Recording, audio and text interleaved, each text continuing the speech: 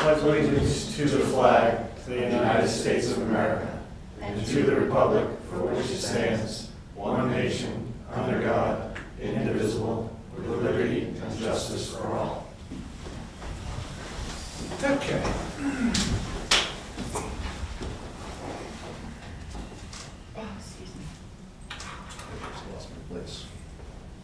I'll make a motion to approve the non-public and public meeting minutes of June 26, 2025. Second. Motion by Sean, second by Scott, to approve the non-public and public meeting minutes of June 26, 2025. Any discussion? Hearing none, all those in favor? Aye. Opposed? Ayes have it. I would entertain a motion to seal the non-public. Make a motion Excuse me? to seal the non-public minutes in perpetuity, I guess. As it might adversely affect reputation of any person other than a member of this board. Second. Okay, motion by Sean, second by Don to seal the minutes of tonight's non-public session. John. Or John. John. John, Don. John. There you go. Too many ons. I'm gonna start calling you Miller and telling you Brain. There you go. That'll work. Any discussion? All those in favor? Aye. Opposed? Ayes have it. Consent agenda. I'll make a motion to approve the consent agenda for 7/17/25, consisting of accounts payable manifest dated 6/26/25, accounts payable manifest dated 6/26/25, Sergeant, accounts payable manifest dated 6/27/25, accounts payable manifest dated 6/30/25, accounts payable manifest dated 7/3/25, accounts payable manifest dated 7/10/25, accounts payable manifest dated 7/17/25, accounts payroll AHC payment manifest dated 7/10/25, accounts payable ACH payment manifest dated 7/17/25, payroll payment manifest dated 7/3/25, payroll payment manifest dated 7/17/25, certificate of municipal authority for police department to Department of Natural and Cultural Resources signed by town administrator effective 6/26/25. Approval of updated veterans credit application for map lot 115-030. Approval of updated veterans credit application for map lot 106-018. Approval of application for reimbursement to towns and cities in which federal and state forest land is situated for 2025. I have a couple of questions on the consent agenda. Do I have a second? Sorry. I'll second. Okay. Discussion, Sean. What is the municipality certification of authority? That's Wellington. Well, It's the coverage for Wellington, but we have to do it every year in this form, and we're late doing it. through the Department of Natural and Cultural Yeah, Resources? they cover Wellington. No? Okay. I guess that's the umbrella agency now Yeah. for parks and forests and lands. Yeah. So in okay. order for us to get reimbursements, we have to have this signed. We did it last year, Yeah. earlier. Yep. Yep. So- When I hear that, I'm usually thinking of rare, threatened, endangered I know. resources. Okay, and then what are we currently getting on the flood control?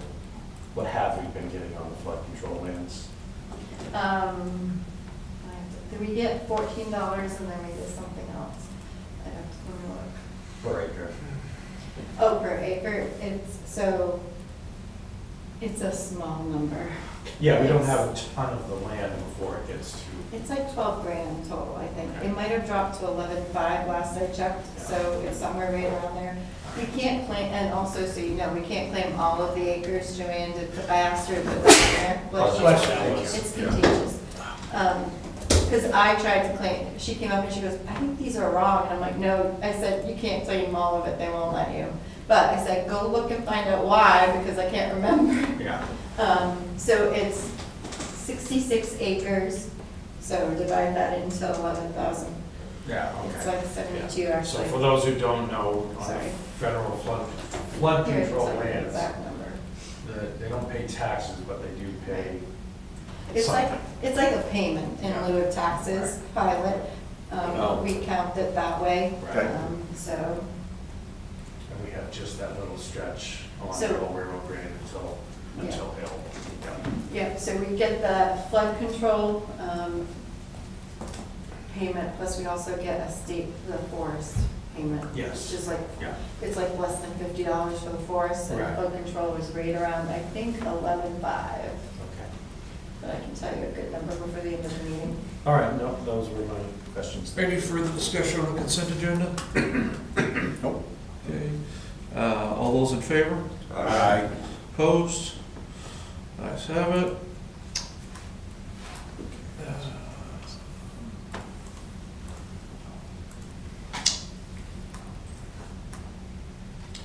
Fire department, Deputy Heath. Back up. Actually.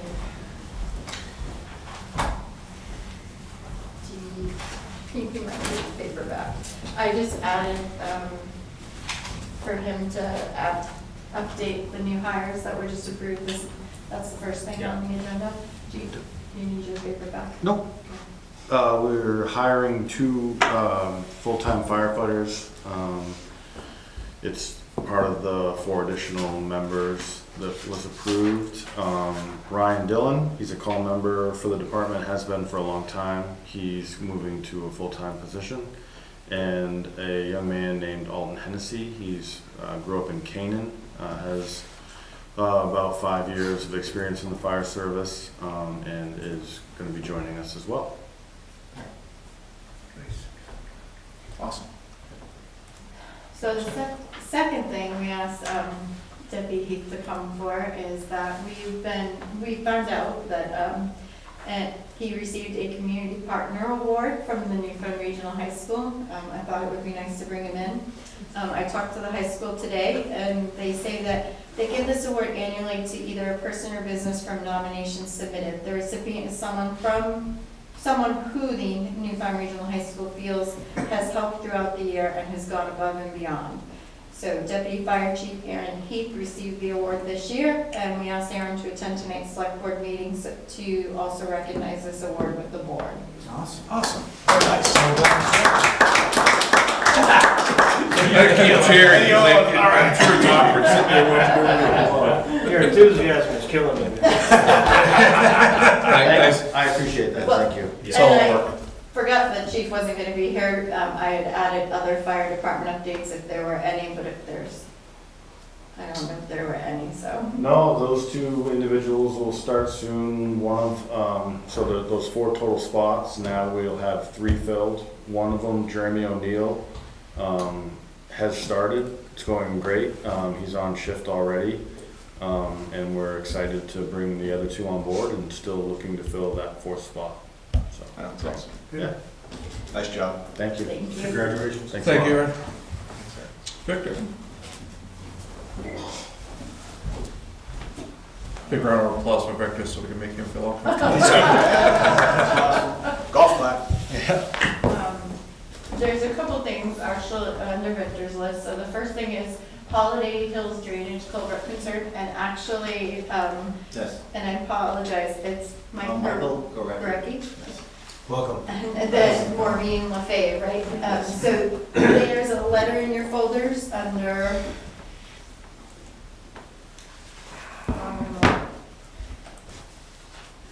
so if you go under number 5, you've got a letter, which is the Holiday Hills concern that came from the owners of the property there in the audience here.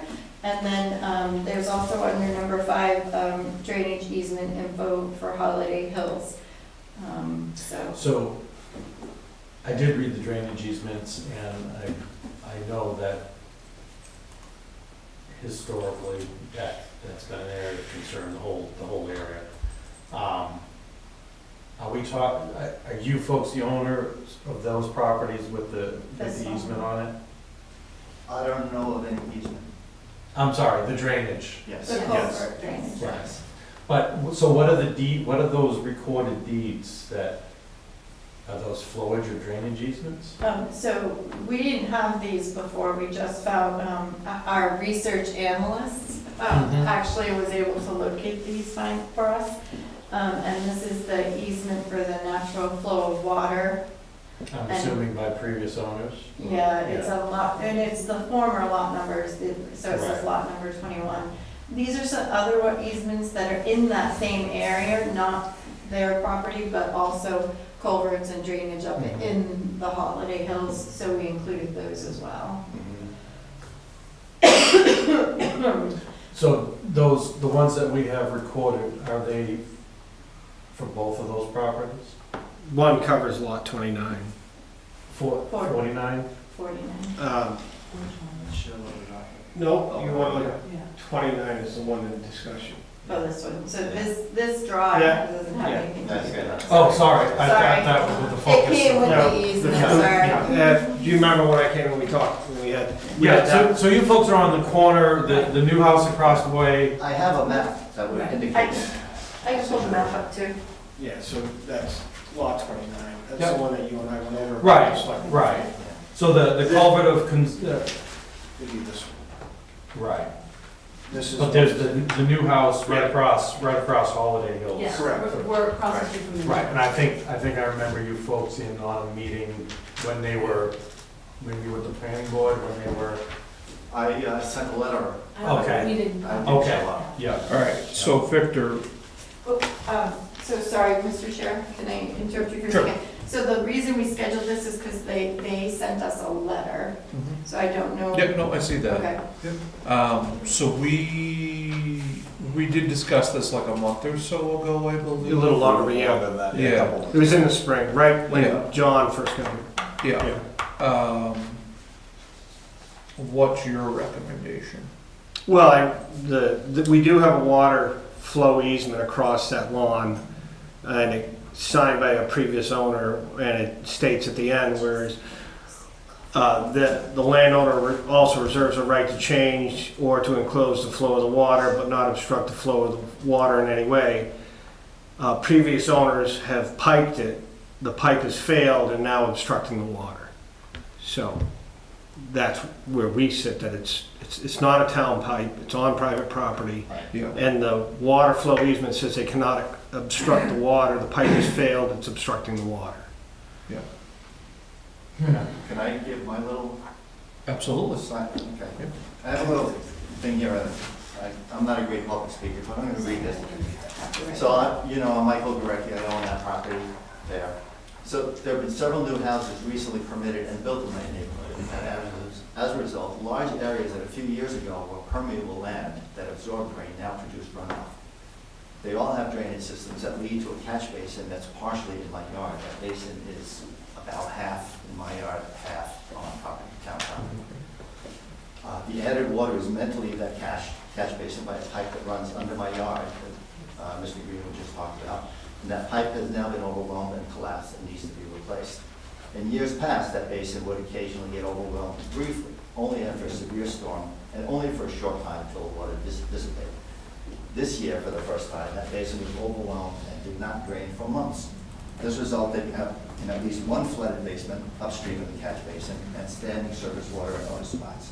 For the runoff system to function, the exit pipe needs to be replaced. Since the town developed this system, and I believe it will, I'm hoping that they will take responsibility for upgrading it to handle the added volume. And I don't know who to show this to. I only have one copy. I'm gonna show you what I have here. We can pass We'll pass it. Pass it. I'm not going to show the pass this around, but I want to explain something.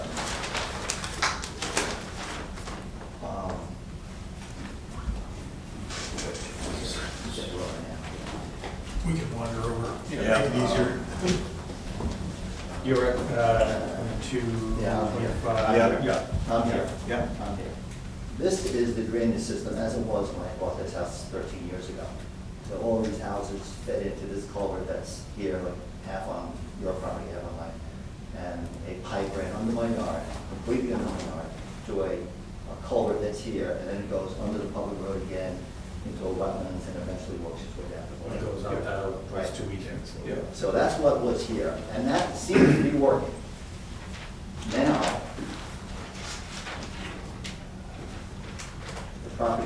street from me used to be a wetlands, now it's a developed house, so it's not permeable anymore. Up Croton Drive, which is a private road, several of these houses are new and now have pipes that channel water into the road so it gets to this catch basin, which gets to this one, which gets to my catch basin. There are 3 new properties that are. Yeah. So there's a ton more water that used to not ever get this far, that now is channeled right to there because of work that was permitted and in some cases participated by the town. Some of the work that was done on the project across the street from it.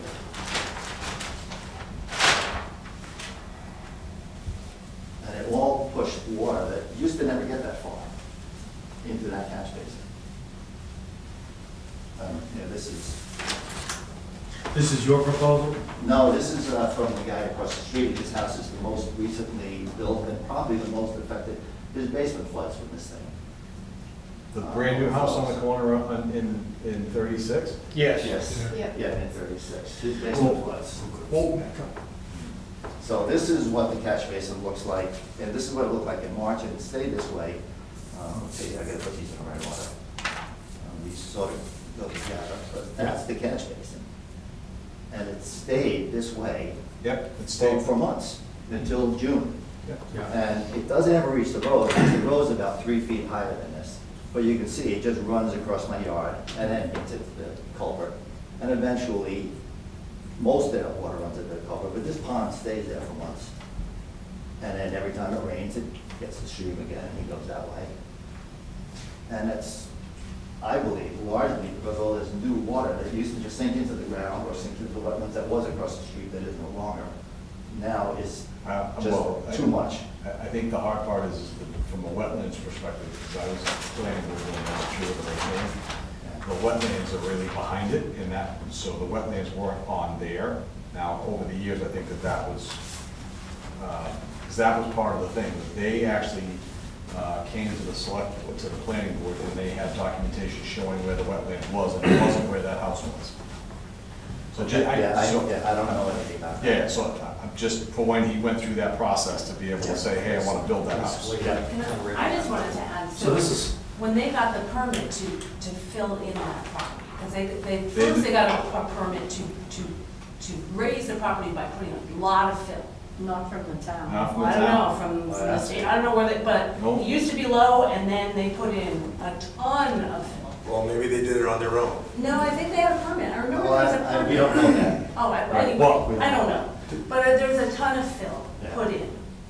And we tried it out, so and- it would perk. And then it perked after that. It wouldn't have perked before because it was wet underneath there. I mean, that's where the water came from. But it's not only that, it's the But whole of Croton Drive is also now getting developed, and they're all dumping foundation I- drains onto Croton Drive that run into a culvert that Yeah. runs along the road. Because they're all So- running down that. What road. I didn't- And feeds that, which then feeds that, which then comes to the catch basin. What I wanted to just add was that when that happened, when the fill was put in and drainage was put into that lot that was built up, there was a pipe that ran under the road that attached to the catch basin. We were never even informed that was So, gonna happen. so when they came before the planning board, because I was there the night that they did, when they were talking about building the home, and it was a non-buildable lot, we did a whole long discussion around how. No, it was never defined as a non-buildable lot, but they received an abatement, which is Correct. different. An abatement assessment for saying. That's correct, yeah. Is different than actually saying it was non-buildable. Yes. Yes, And- so and you're that- here, That right? lot No, is not the only that's the new problem. building, we're there Oh, over. you're here, Yeah. okay. So, and again, this is the drainage system that was in existence when we got there. A lot of people's foundation drains went in pipes that were under the ground and across the road in many cases. and this is eventually- running this way, correct? Yes, it runs downhill this way. And you have a pipe here that comes across. Right, that is now Yeah. unable I to actually handle the video. overflow. That goes across, Trying to get then in. goes into a culvert that's No here, passwords? then goes into Yeah, a it's right pipe here. again under a public road, into, I'm gonna call it a wetlands that's here, and eventually it works its way down. Yeah. You can kind of see it here. Yeah, there's a under this copse of trees here, there's a culvert, and then a pipe that goes across the road, and this, I believe, is an unbuildable lot, some kind of wetlands. So they'll present that, and then the streams get Where was- eventually. Where was that agreement? Oh, I don't remember 5. Victor, are you familiar with the drainage that goes under his property? Yes. All right. Huh? You know, what size is Not it? signed. The cutting across his lawn is scabbed together with multiple different pipes. It starts out as clay. It's been scabbed together over the years from '79 when we adopted the neighborhood. In '79, it was not a catch basin there. It was just a culvert that flowed across the entire property in a low, and it all got filled in. The previous landowners started slowly. I think where the failure is probably where there's a cross connection between two scab, Yeah. clay to whatever. We don't know. That's why we refuse to put the jet rod or a camera up in there, because there's too many different pieces of pipe up in there, and we'd lose a Get caught. $5,000 camera, or, Yeah. a $30,000 jet rod's gonna be taken apart. It's a 15-inch pipe as it leaves the catch basin, but what it does after that, I don't know. Yeah, I'm sure. And then it sounds like it's pretty piecemeal over the years. Yeah. Yeah, that's, And there are some depressions in the ground where there's been some, those are probably joints that are getting washed out. yeah, something like that. So when you bought the property, the pipe was already buried? Oh, yeah, yeah, yeah. And it pretty much handled everything. I mean, some years, it never got overwhelmed. Sometimes when it did, it would overwhelm, and it would run across my yard, like the picture I showed you there. Yeah. No. But for like an hour or two, and then go away. But it was like that that was probably taken in the middle of March, it was like that until early June. Yeah, it's obviously clogged. Were you aware of the easement that was present? No, I've never seen any of those easements. Yeah. Yeah. They were just located. We have our research analyst has been finding a lot of things. We call her a research analyst. She's a great employee, by the way. So this Libby that's mentioned on that, where is his property? Right across the street. Yeah, that. That's the build that they were just talking about. This is the bill. They're what, they're 20, I can show you. they're 35 and 36, right? 'Cause Yeah. they- No, they're 29 and 36 is living. This is the one I showed you. Right, but they also. This It's a is different, his it's a lawn. different property. Yeah, this is Yes, private. it's a different house. This is all ours going down the road. This is Libby's. Libby's got a private line, then there's one that comes up You here. remember this, And right? that Croydon was up here. Croydon was right here. Oh, Croydon was there, okay. So this is all. This is where it goes down. Gotcha. This is the one where if they were to upgrade this. So this is necessary to continue to here. Yes. Extra security. And This used to just be a flow across the lawn, and this is the one with all the scab together pieces of pipe, which is on this gentleman's property. Yeah. So- So this is just a foundation drain. This is- No, that's a 12-inch going back to the back wall that he's got It's built the whole- retained. No, I understand, but it bottlenecks at yours, right, so that's. Well, it pretty much stops, because Right. the pipe just doesn't carry it's over. getting scattered right now. All right. What are our next steps on this to? So the way I understand where Victor is coming from, the existing easement, which both we just found out and you should take a look at. Yeah. Right? I have it here and, unfortunately it might be a situation where you bought a property, you weren't aware of that, that ran with the land. But it, Victor said it earlier, but bears repeating, and don't get me wrong, I'm not trying to force it, I just want to put this out, so for the record. An easement for the natural flow of water on my land shown as lot 21, which is now lot 29. Correct. Yeah. On a plan entitled subdivision of Holiday Hills, Bristol, New Hampshire, duly recorded, Grafton County Registry of Deeds, volume 1035, page 53. I also reserve the right to change or to enclose the flow of water, so it was probably a ditch line. It was an open ditch. It was an open ditch. When I grew up, it was an open ditch. But not to obstruct the flow of water in any way. So at some point, someone closed that in, and that has failed. Yes. Right, so strictly speaking, if you look at this deed and you read that, what it says is it's not a town responsibility. Yeah. However, we have a bigger problem in that neighborhood. We've talked about it, planning board has addressed it. On how that water flows through there, whether that was a buildable lot, whether it wasn't a buildable lot. Right. Whether, you know, it was assessed as a non-buildable lot, but it wasn't designated a non-buildable lot, and then they wanted a buildable lot so they could build on it. And that went, of course, the planning board, that decision, you know, is outside of anything that the select board would do other than our representative on the board at the time. I'd like to think there was a way that we could incorporate this as part of our bigger issue with that neighborhood, about how the water runs through there and how it drains towards the lake. So, all right, so Victor, I'll ask you this. Does strictly replacing the pipe on their property solve the problem? No. Not exactly. It's a gray area. So here's what would, in the discussion with Morrison when we fought this thing all this spring, we re-looked at the engineering on it, and that's where we came to the agreement with Morrison. Had he done anything up in there, that he would upgrade, if he was to take on the private end of it, he would have to upgrade it to a 15-inch to an 18-inch. And then if that was the case, I funded through you guys, through the select board, that crossover on the road while they were there, they would upgrade that to a 15 or an 18 to equivalent whatever they brought across that lawn. Right.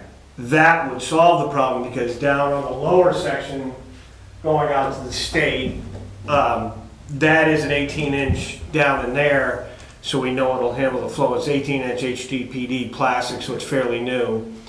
The state end of it, I've talked to Troy at length, they're going to deal with increase of volume. They know there's been a lot of building up in there, and if the volume increases to where it's affecting the state, that they will make adjustments. They'll have to. That's not their, you know. So, I just want to understand that. So what we're saying is just replacing with yet another 15 is not really a solution. It would have to be upgraded to an 18. Well, no, it's not that. Well, first of all, I don't know where you got 15. I've been down in the hole. It's only a 12. Oh, is it? Okay. It's a 12 clay at the basin, and it's a 10 aluminum coming out at the other end. Okay. So it already had restricted flow, and the way that people will do it when they cop things together is that 12 clay, it was probably easier to stuff that aluminum right into it and throw some water around it and then stick it. And then it catches. So now all you're doing is reducing the volume. You're already causing an obstruction, and that's probably what's been taking place over the years, and it's blown out those joints. And so literally 15 feet from that catch basin is where it was pumping right up out of the ground. Yeah. I had a picture in the earlier session that we had several months ago of it actually bubbling right up out of his lawn, because the restricted flow or clefts or pipe there at that joint is obviously coming straight up, because now it's got head pressure. Right. So, I mean, I did that 15, I just tried to measure it with a tape rule by sticking it in the hole, so. So that, I noticed in that other proposal you had there, which you said was written by Mr. Libby, That was part of his construction project, I'm not sure Okay. who wrote it. because that mentions replacing catch basins and everything. He did. He did. He- On his done. property. He met all the requirements the planning board put on him. There were catch basins on this side, whoops. I've identified the new catch Somewhere basins here. on that drawing that I showed you earlier. The only one I didn't include was the one going up to Croton Road.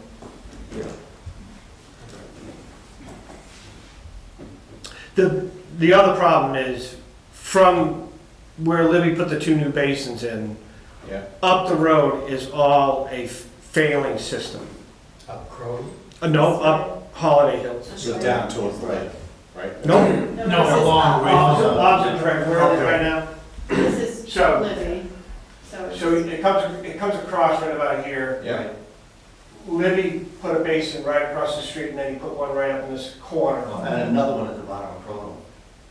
Yeah, but we're not going that way. Okay. What I'm talking about is Down. right here at this line, you put a new basin in. This line goes across, there's a collapsing basin here, this pipe is probably collapsing. It goes to another basin that's collapsing. It goes across the street to one that's collapsing.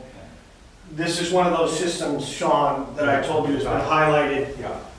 with, Yeah, so that's toward, but that's actually ultimately towards the lake, right? well, That's- no, That's all going no, up. that's heading towards the river. Yeah, the lake is over Is there. that way. Yeah, okay, I'm sorry. All that water comes down there, flows across his lawn and heads to the lake. Yeah, Yeah. okay.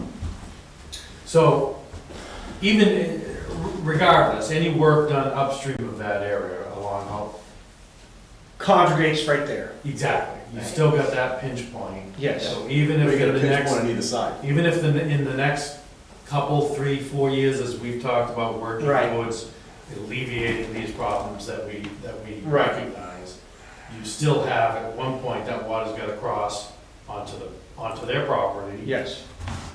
Where It cannot handle the flow as it it is. cannot handle the flow as it is. So, So let's just say, let's just forget about the lawn for a minute. yep, Say we funded this year to upgrade the town from Croton all the way up that road that is failing.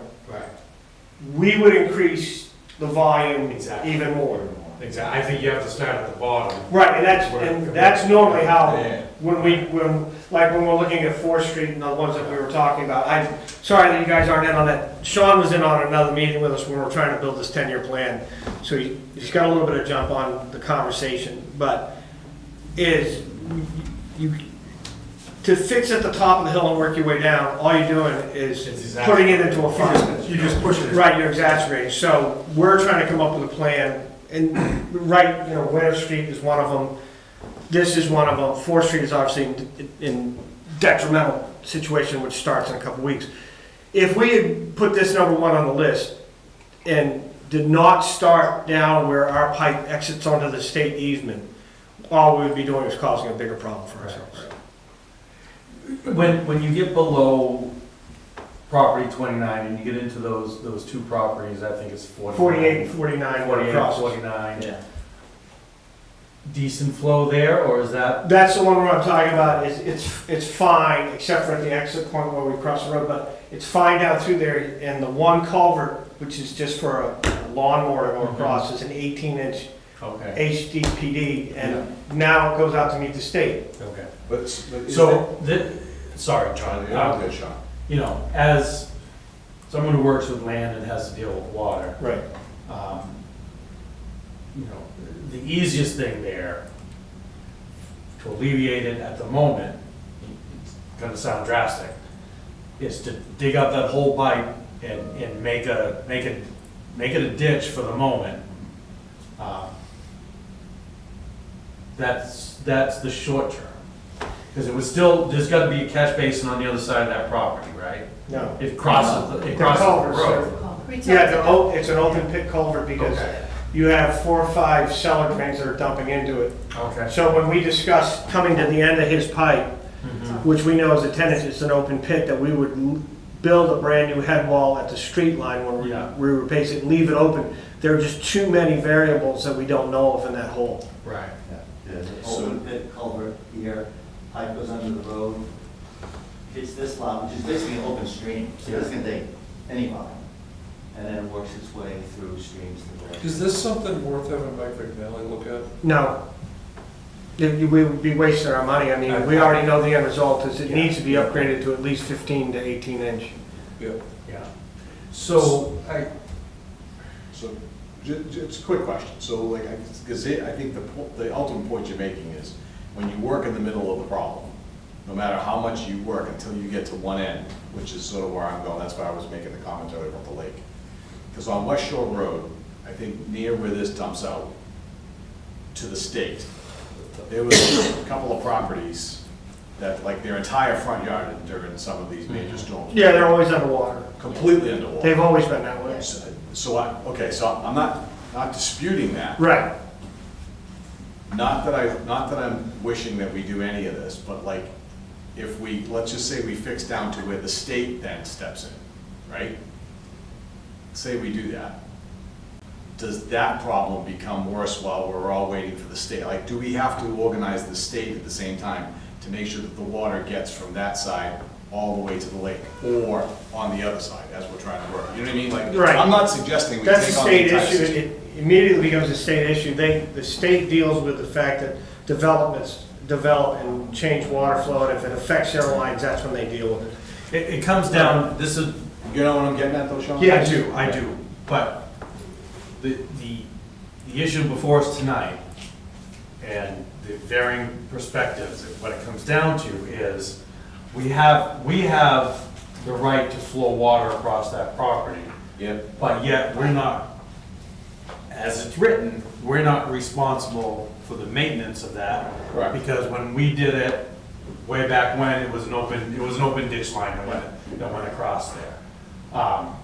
That's a good summation. So the problem is, Well, we to have- fix this problem and to put it into our plans to fix it involves spending town money on a private lot to fix that problem. And I know that's where Victor's trying to say, he's trying to protect the town. Yeah. And at the same time, you have a landowner who's trying to figure out what to, Right. and asking for some help. Yeah. But that gets a little bit touchy in terms of that stuff. But there's gotta be a way that we can work together. The problem is we don't have a plan to do that this year. I have not funded for it. We did allocate money for the crossing of the road if he upgraded the lawn. Yeah, so, Yeah. all right, so a different question though, right? Like, All right, so hold on a sorry. second. Here's what I'd like to propose, not propose necessarily, but an idea I have Throw out there. that I'd like to, what's that? Throw out there. Just Come on. Throw out there. And this is something that legal would have to, we'd have to run this by legal as far as how, who's responsible for what, that sort of thing. But what if we were to run the pipe, so you're gonna do the road crossing, and then we strictly take out the existing pipe and replace it, but we're not responsible for any of the aesthetics on their property. In other words, if there's yard work to be done, or not yard work, but The only other ultimatum that I thought I'd bring to the table is if the landowner was willing to get someone to install a pipe, and we've done this so if we look at it as a driveway crossing, once you put a driveway culvert in, we maintain it. If it goes bad, we fix it, okay? If we view it in that aspect, just like I just did up on Mountain View, they wanted to redo the driveway, the culvert wasn't ready to go, but it was going to go. I said, we'll give you the pipe, your people need to install it to spec. yeah. They did, okay? So there's one hand washing the other.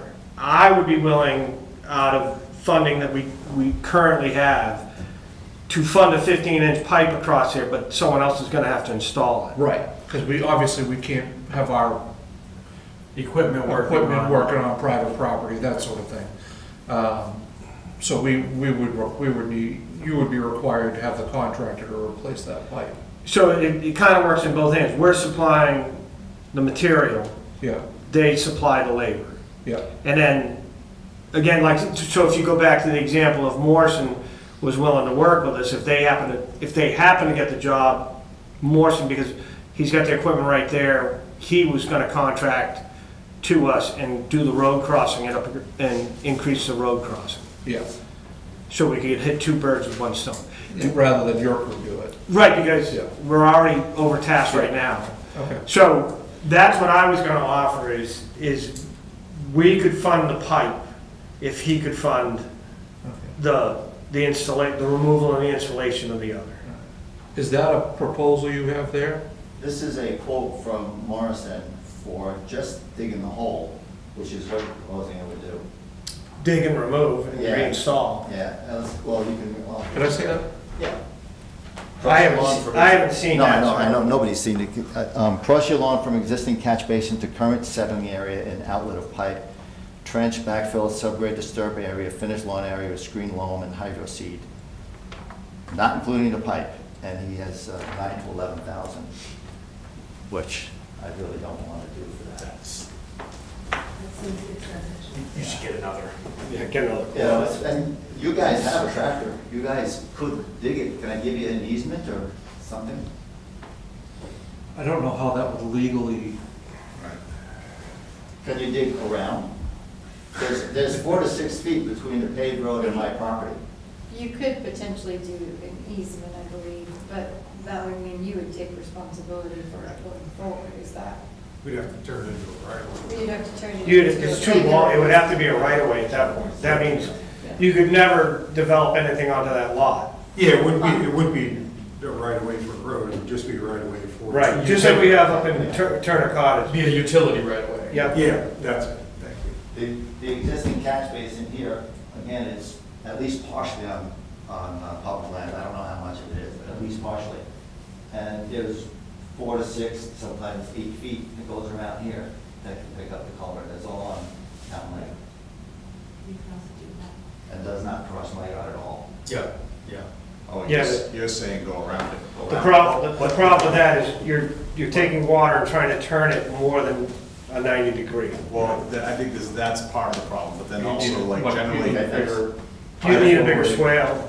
But generally also like in those scenarios, I think that's where we go to developers and we say to them, hey, as they're developing that area, now that this was developed, really, at the end of the day, when this was put together, that was an open pit, Other quotes. right? Like, so, Yeah. you know, if we were sort of in this scenario where that's what we gotta do, then that's what I'd try to go back to.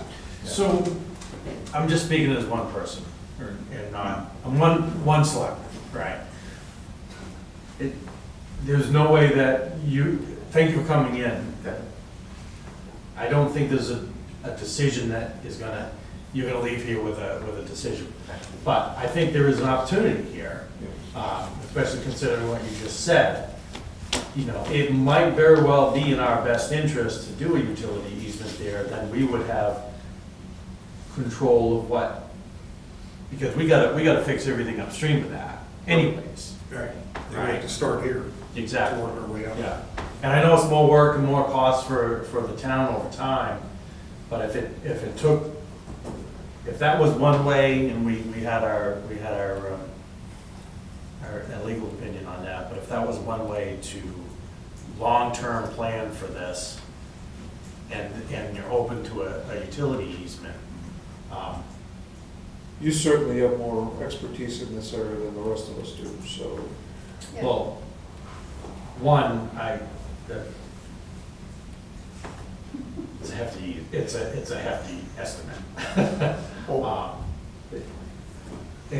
But if we were doing that and we were redesigning the drainage, honestly, we'd need to, like, if we were trying to, what Victor just said, we need to go through we'd have to actually go through the engineering, because otherwise, if we're up there trying to make drainage water turn corners, Well, no, that's not what No, he's saying. No. We would do a utility. Utility is gonna go across that lawn and replace that In pipe. its As existing, it is. in its existing location, basically upgrading the size. Right, of to what's 15 currently inch. there. then who takes on, I mean, nothing on this, so I'm just gonna play devil's advocate for a second, then who takes on the legal fees to convert that easement to, because obviously there's a bit of an easement there now, Yep. right? Right. And I'm not saying we don't have some responsibility here because of the way the water flows. 'cause Right, so I do think we do. The only other thing that I have about that is it's over 140 feet, and we don't normally go more than 100 feet without another basin. It's 120 feet from the. So over 100 feet, I would want a basin in the middle of that So lawn. this is actually where I'm going, where it's like, you know, if we end up in a scenario where, hey, it's more than what we typically do, it's real, you know, like, we keep coming up with reasons why it's complicated to have it enclosed. So if it stays from a town perspective, then we may have to look at, okay, what was it originally?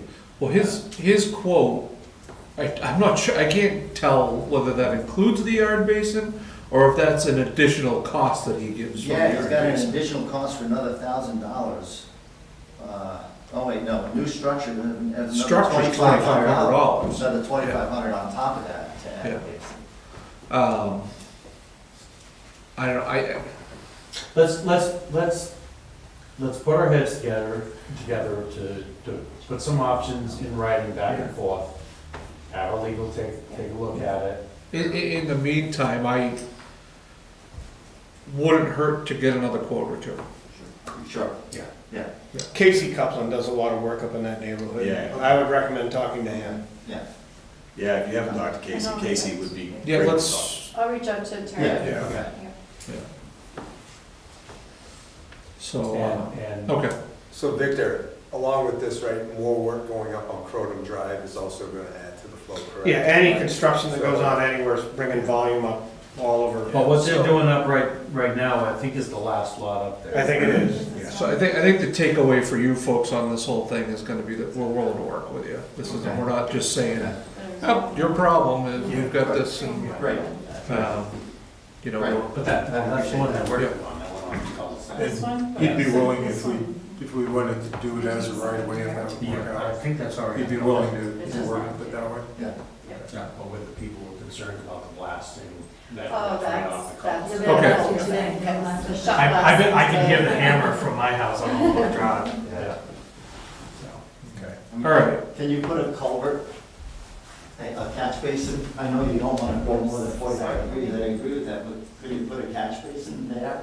There's a good bit of public. Either way, we're still making a turn. Right. You know, when you go into the catch basin, casting value, and then it's gonna go that As soon as way. you start, I'm as soon as you sure start other altering the people know flow, you've really gotta do the engineering to Yes. figure out what the flow is, where is it coming from, that. Right. and it's gotta be designed, because otherwise, if you, I guess here's my ultimate concern, right? So right now, we're talking about something in the middle of a rainbow, so to speak, okay? Now, both sides have restrictions. We've gotta alleviate, in the short term, one side or the other. Right. And if we're gonna change the top of the rainbow, we really have to either engineer that, and if we're gonna engineer that, all of this comes with, the town's gonna do the planning process. The way it sits right now, worst case scenario is, we could say, because it's constricted on your property, we could say, well, you need to fix that constriction because our water has the right to flow over your property. However you do that, dig it up, have an open trench across your, it's not what I'm saying we Right. want to do. Right. Right. So I think between those extremes, there's area that we can figure out and Yep. and work Yep. together. Would be my goal. Right, right. All right. Yeah. So I think we'll leave it at, we've got some research to do, you folks. So, yeah, and for now, I'm obviously just gonna do nothing. And this being the dry season, it's not an issue at all. Yeah. During that period of time, when it was like that for a couple of months, I allowed Mr. Libby across the street, because his basement was flooded, Yeah. to run a pump with a fire hose across my yard, and he ran the electricity from my house because the cord couldn't cross the public Jeez, road. yeah. So my electricity bill was about $100 high each of those months. Oh, my God. And I know I'll work it out with him. Yeah. He's a nice guy. Yeah, I that's have good. no problem with Yeah. what's happened. I don't think anybody foresaw this happening, but here we Yeah. are. Yep. We appreciate you folks coming in, and like I said, the takeaways, we're more than willing to work with you, so. Thank you. Yeah. Thank you. I'll wait to hear something. Yeah, it'll take me a couple of days to hear. Take over from the next. Okay, but I will send you a copy of that easement, so you have it for your records, so. Give me 2 seconds. Okay. Thanks. Thanks. Get the agenda back up. It's there. Ernest Drive is next. Ernest Drive? Ernest, Yeah. Now what? At number, where are we? Number 6, there's a bunch of pictures there. I've looked at those pictures. Yeah. You know, it's a new situation, it's new pavement, everybody's adjusting, and it's maybe not what someone expected. I don't see anything in those pictures that make it any more difficult to get in or out of that driveway. it's a color issue. It's both. So her concern is that is that it's not aesthetic, it doesn't match the rest of her River Rocks driveway. The other thing she's mentioned this last call is that The divots that are being created by heavier vehicles that have come into our driveway. Only one picture shows it, which is owner Is it in the, Vic, but all the work done in the right of way? Yes. Yeah, it looks like it just didn't get Yeah, I got back as much as it could. Might be able to look just to, We roll it in, I put more material in it since, yeah, and and roll it. nothing makes her happy. No. She wants to go all the way back, and she doesn't want the gravel that we used from the road in there. Yeah, well, it's, every time you go and get gravel, it's a different vein, it's gonna be Yeah. a different color. Yeah. All right. But you straightened out the ditches that weren't compacted, or the ruts that weren't compacted, so sorry. Yes. Yeah. they're so all we're in good. progress. Yeah, sorry. Okay. Holding up progress that is shown. So that, Okay, any other updates? yeah, other updates they have, so I think we'll move on from hers. Do you want me to go, Christina? or- Yes, sorry, I just want to Go make ahead. sure, I was just making sure I didn't miss anything that she said, sorry. Yep, let's talk about the bucket truck real quick. We did make an attempt at an auction last Friday. Our handler did an unbelievable job. We did not get the bid. Not to surprise you, Christina, but I didn't have a conversation with you in length about this. Anyways, we were trying to go for a pretty nice, decent truck, and we missed it. In the last minute of the auction, and we might have walked home with it. So I asked you guys for 18,000 of the 21,314. We had to calculate in there the auction fee that had we won the bid, we would have had to pay the auction fee, the $1,200, and then we also figured in there trucking, which would have been around $3,000.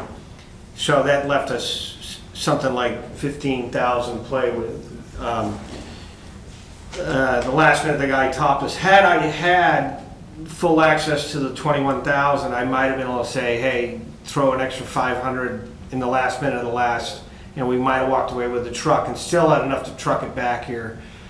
Because I was saving that money not only for trucking, but in case we had to do major repairs to it. This particular truck, though, had minimal repair needed to it, and we might have walked away with it. So I don't know, other than to say, without telling the handler the full number, just go, if I feel we could make it with a $500 last minute bid or something like that, could I have access to the full 21,134 and still calculate the trucking and all that to be able to beat the bid? Yeah, I don't.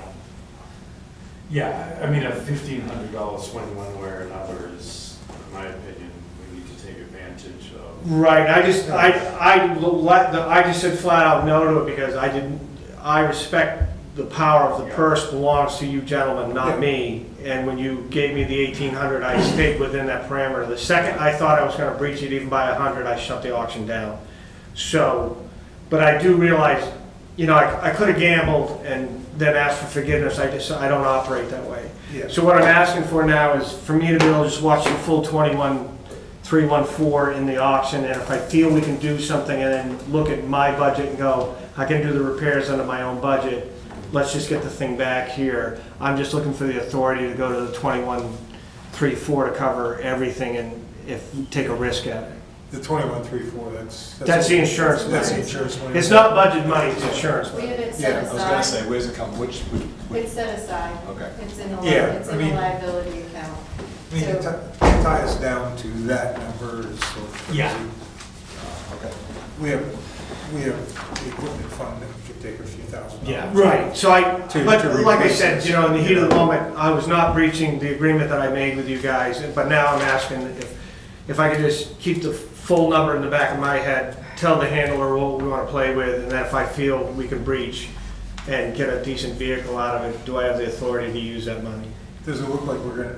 We're talking about the bucket truck? Yeah. Yeah, since you've been to the auction, does it look like a decent 21 would be enough to give you a decent? Oh, we came very close. We thought we were walking out of there at $9,000 at one point because it had gone to sleep.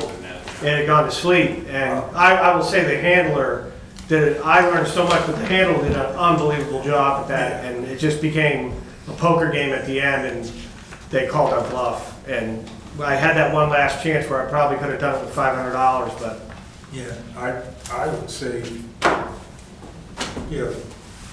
go for the 21 and change. yeah, As a truck and all the extra costs. we'll look We'll into. just cover, we'll just cover, it. Don't. That's all I was kind of asking. don't- on 'Cause that. in my Don't head, worry that's about like adding 25 on. grand, right? Right, But that's what's in my head. right, So instead of taking the 21 in change and deducting right. the buyer's fee and the Right. transportation, yeah. Those are all the costs, those are all the costs Yeah. associated with it, Right. not So- the truck itself. That's, Right. I guess generally for me, I think around 10%, like, so whatever the number is, like, I generally use like a 10% number. Well, the buyer's fee, I think, is 10% plus transportation Yeah, costs. but we would probably take any difference anyways out of the capital We can't take it out of capital improvements. No, the capital reserve. Capital Take reserve. it out of capital capital reserve. reserve, Yeah. sorry. You could, because it is equipment. It's So for you- equipment. You'd have to take it out. Yeah, I wouldn't go out to my Oh, CIP. yeah. I would probably work it through my budget lines and work with you guys on that. But don't book anything. Before I else go for my that's too busy CIP right line. now. Right. So- I think. All right, so that's what I was asking for on that. And then I'm just gonna run down a real quick list. If I go too fast, stop me if you want to talk about anything. Did you already go over the Ernest Drive thing? Yeah. Yeah, we do. Yeah. We blame you.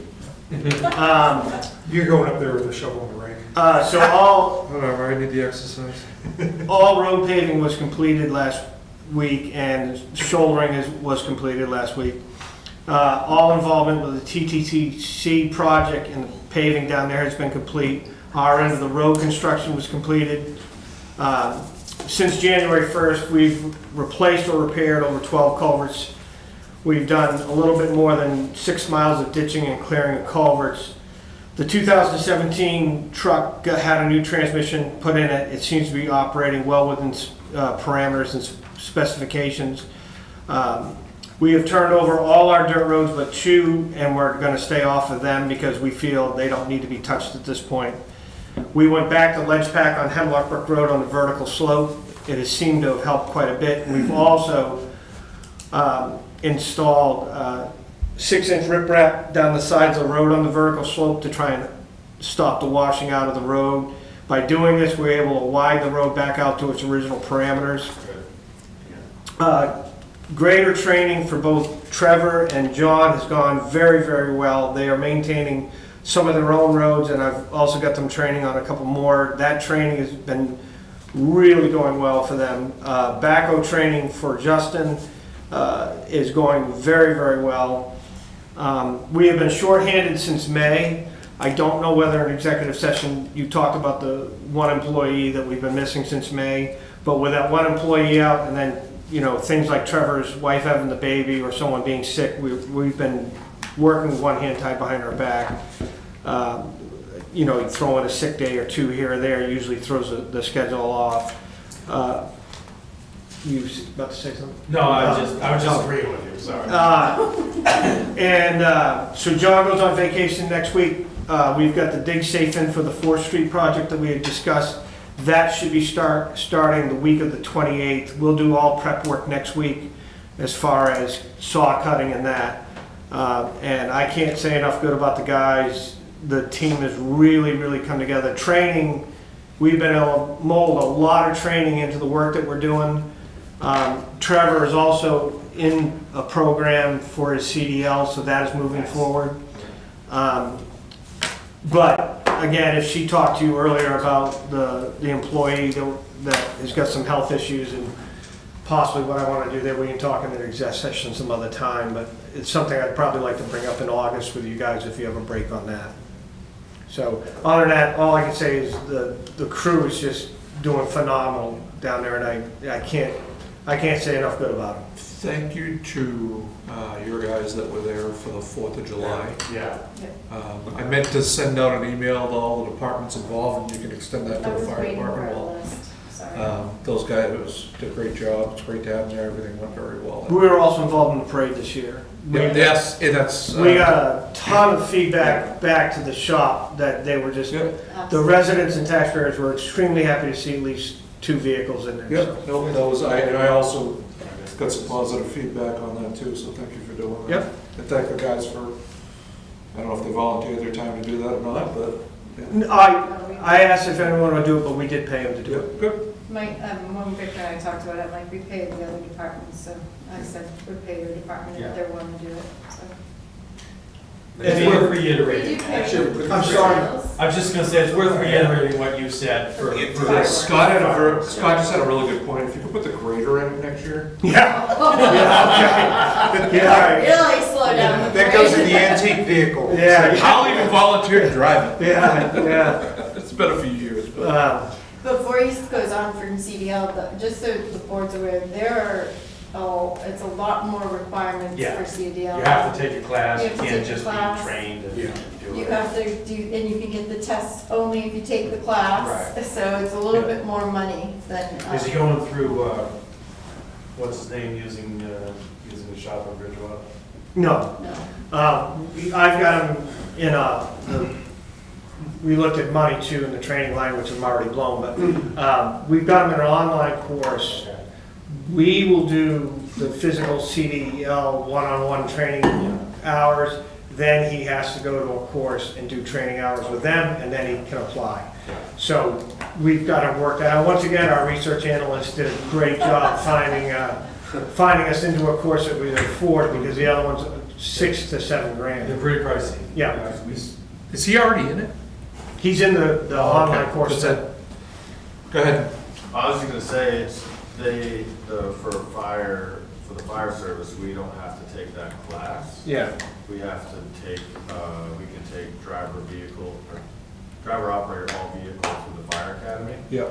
and then we're eligible to test. yeah, So we're always looking for some call members. Yeah. yeah. I was just gonna, earlier was just gonna reiterate what you said, that the crews do a fantastic job. Yeah. And We've had some hiccups, I will say, but when you see, but Not that we've seen, so let's. you've probably heard, there's knotweed, and then there's Oh, Ernest well. Drive. yeah. But when you go by, they're professional, they have a smile on their face, they greet Yeah. people, and they're clearly getting the work done. So kudos to you and kudos to them. Thank you. I will pass that word on to them. Yeah. Speaking of knotweed, Yeah, here we go. Yeah. we kind of discussed this a little bit in non-public, just having it come up, like, and Yeah. I particularly have noticed that it's growing like wildfire everywhere. Yes. Just because of the conditions. And I think we need to start looking long range as, what are we gonna do about this? Because it's starting to become a problem. It is, I mean, we have roads that get encroached very badly. Yeah. Green Street, top of High Street, Merrimack Street, Peaked Hill is wicked. So the town administrator and I have had lengthy discussions about this, and it's a twofold. It's no different than any subject that we bring up. There are going to be, half the residents and taxpayers are going to say, spend the money, train a guy, spend the money, buy the chemical and shoot this stuff, and then they're gonna come out of the woodwork, no herbicides, no this, no that, it's in a water district, it's this. So no different than the state, and I will tell you what I've seen of the state and their applications of it. They fire it down one year and next year it's right back. And you're Yeah. dumping a lot of money in chemical there to have it just So regenerate. here's one thing I'll say, is I don't think the solution to this is for us to go out and spend money on equipment and chemicals and certifications Right. and all that. I think this is one of those things that you guys don't have the bandwidth to deal with what you got to deal with anyway. So this is one of those things that we need to look at going Sub- out a outside subcontractor. agencies. Exactly. There's that venue now. At I least will so we say- know, we at least need to have the options in front of us to say, Right. yes, we should do this. Or no, we shouldn't. So there are means and methods. So one of the means and methods is that you chop it right down to the ground, you put high-grade filter fabric on it, and you put 10 inches of bark mulch on it or whatever, and you have to leave it undisturbed for 5 to 7 years. Yeah. Now, with that being said, every place that we've applied that, it has worked. Yeah. The second that filter fabric gets breached within that 5 years, it comes right up. Oh, sure. So, but to give you an example, is where they're doing Central Street was done 6 years ago, and it has never come back there, but the second you get across the bike path, Yeah. it's all still there. I talked to her, I think her name, she works on a parking lot, but she lives in the last house on Willow Street before the bridge. Perry? Willow Street, now we're going back. Yeah. Yeah, Bristol Hill, right before the bridge on the left-hand side. She was in, yeah, it is Perry. Yeah. She was infested with it back there, and I said, listen, if you do this, this is what they say, and I'll tell you, it has not come back. She's. Oh, she did it. She yeah. did it. Yeah. And again, no penetration, no, even out where the wing line is, she goes out there the second spring comes and makes sure it's that fabric there. It does work. It does. But It does, it takes a long time and it takes away a bunch of your, although so does the knotweed. Yes. right? Yeah. So, I don't do it through my quote-unquote center, but we have a couple of folks on staff who are licensed applicators, and they're working with towns. And I'm not saying that you need to hire my outfit, 'cause I'm not. No, at no. all. I think that's a discussion I think we all need to have. You need to document exactly where it is and how bad it is. B, you do a mechanical knockdown. When it sprouts, you spray that, and then you do the cover and, Right. and the system. And you're right, people will, but the proven method involves the herbicide and the coverage. Right. Right.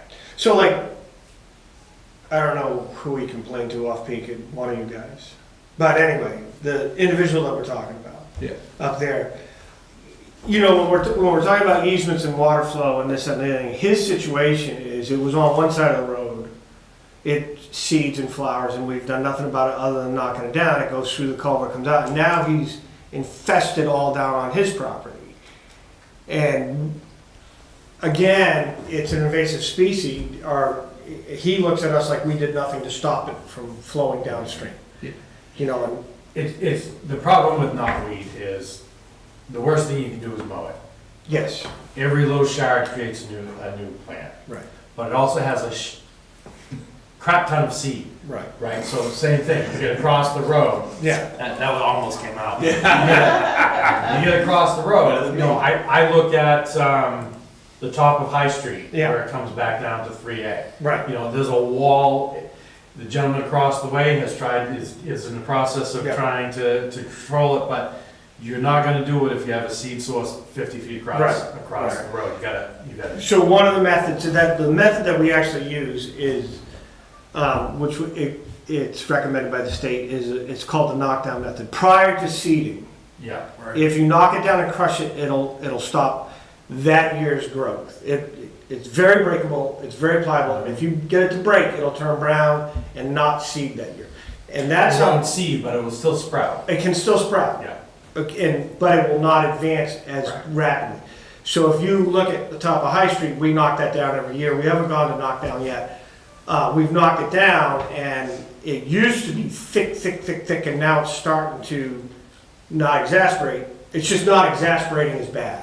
That's all I can say. But I will say, even with the contracts that some of our folks have done with towns, it still stipulates that you go out and knock it all down, you know, before they come back and Right. do the treatment. Yeah, there would be a part to play. Yeah. So.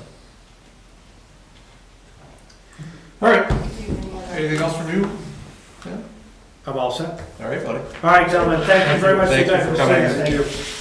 Have a good weekend. Aaron, good to see you. Do you feel comfortable walking on that? See you guys. Yeah. All right, outside seating approval.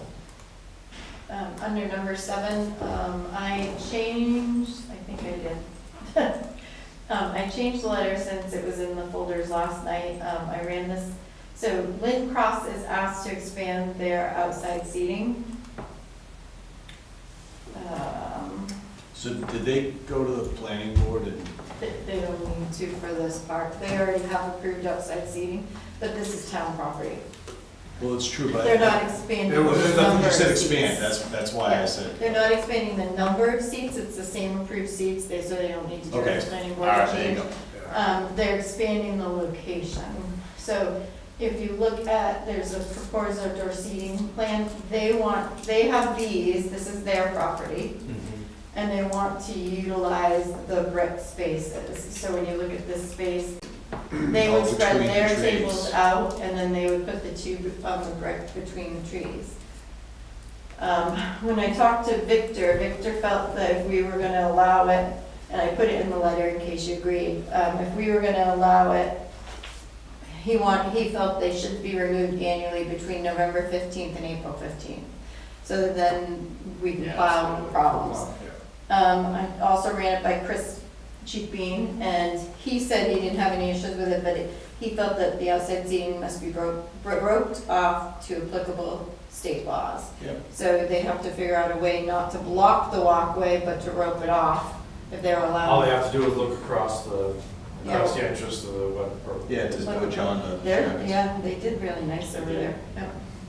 So I prepared a letter, if you're okay with it, it just says that they were going, I added those stipulations, and that we were fine with their expanded outside seating areas. They already have the seating up here, Kind of squashed into that other. right? So they're not really, they're looking for a new footprint, really, not expanding the numbers. They're expanding outside of what their approval is, but it's not expanding the numbers of seats, so, but, And it doesn't obstruct pedestrian traffic. no. I just told you. So this, I don't have an issue with it. This actually brings me to one of my select board items, which I think this is relative to this.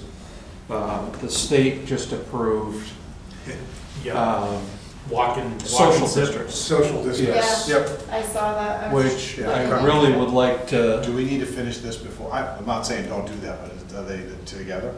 Do I know, do we have to finish doing this? You just have to vote on this with your. No, I can follow up. Listen, I'm trying to be processful. I had it on my list to find out what the stipulations are of the social Yeah. districts. Hey, you know. so just as a point, it kind of because it would affect them as well. I don't know if it would actually affect their liquor license or not, and that's the only reason why I bring it up right now. There you go. Not the license, but No. the need to have signage Right, so. in this area, it would but- affect that. If you approved as a town, this is a social district. Yes. So you could Oh, so approve. we have to approve You it have as to a town. approve, my understanding from what I started to read, and I haven't finished, is you have to approve a specified area and label it as a social district. It has to be signed. Yes. Yeah, This but is it's something I definitely want different. to look into for that area, Yes. given if you have Yeah. them, Shack and Salito, Yeah, so you can literally go from one to Rib the other. Room and all that, they, you know, You it'd be could kind make of the whole cool. Yeah, downtown area if Yeah. you wanted to, yeah. yeah. But I don't think that would, I think we would still need to take the action For on the- this. yeah. And I would want to double check, because if you expand your social district in the downtown, we've restricted people from going into the green space with alcohol. How does that affect the town's liability if you allow them on town property with alcohol? Well, if it's part of the social district, Right. then you're right. Yeah. Right, but we have insurance that covers us on town property. Right, but that was, but before this bill, the law now. Yeah, Yeah. It wasn't allowed, it was against the law. Right. You were saying it was gonna be okay, even though it was against the law, it would be okay to have alcohol on town Right. property. That's when you have to approve that. Yeah. Right. And the insurance companies are gonna have to catch up. Right. On what they're Yeah, gonna do yeah. for coverage for social districts. Okay. I'd like to at least explore that there and also down in the area of the Big Catch, where you have the beach area there, not to go, and I think, is that the one that went back to July 1st? So when she signed the bill, I have to double check when it goes into effect. There's one okay. thing that's affecting us drastically, which is ADUs, and we're working on that, we're meeting tomorrow to talk about that, because that was signed so July this, 1st. this goes in September 5th. Okay, good. Yeah, so That it's gives us something time. So it'd be kind of cool to be able to, I mean, it's, obviously we wouldn't get a tent with a Big Catch, but at least catch some of So the nice weather season for the downtown which two businesses. areas again? I'm sorry, Ron. I'm sorry, what's You that? said downtown, but what was the other one? Downtown and then just the lake area by the Big Catch there. Okay. Well, what we Can't- do the whole drive, because if we close off the whole. Well, that's what I drive- was thinking, is you could do that all a short That'll drive. avoid my issue with fireworks. Yep. Yeah, exactly. Yeah. Okay, I'll make a motion to update the liquor license for Lynn Cross to improve to include expanded area of outside seating. I'll second. And do we? Okay, we have a motion by Sean, second by John to approve the outside seating license, is it?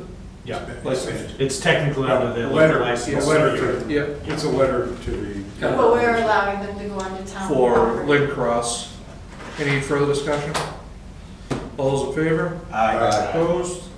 And the ayes have it. Speaking of that, have we seen anything from B-Hop on that? They had gone So through. we've asked them Yeah. for a drawing, and we've asked them, they have to go to the state. So if, where we heard they're proposing it is in the state right away. Oh, Right. So we've asked them to do that, and they haven't followed through yet. What are They they had wanted me to put them on the agenda tonight, and I said, no, not until they provided me a plan Yeah. and provided me permit that the state approved it. So Okay. that's what we're working on with them. If they don't do it in front, and they do it somewhere else, that might be a little different for them, but the state is gonna probably be heavily involved in whatever they do in front of that restaurant. So. Speaking of which, those flags that they have out of those, On state. They love They're in the right way. we don't, I don't know if that is, that's nothing that we would get involved in. Hope not. So no, the state will It's take it down funny. if they have a problem with it. Right. They've done that before. It's funny you said that though, because I was pulling out of the store the other day. It's hard to see. Oh yeah, the fire truck was coming. Luckily I heard the sirens, but he was, and then the flag was right there. I was like, does create a slight blind spot. It does. I think more than our public safety building sign, but. It's moved now, though, by the way. Okay, fireworks closeout. I put this on for two reasons. One, to close out, let you know, feedback I received, let you know where we ended up with funding, and to talk about the next steps. But there is an Excel sheet that we use, that I use for planning. Before you get to that, can I just ask, Yep. why the different location this year? But what, the bar? Why was the barge not moved down where it usually is? I don't know, I thought it was roughly where it used to So- be. Oh, no, It was further out. there was Yeah. way upstream from. I'll take the beating on that.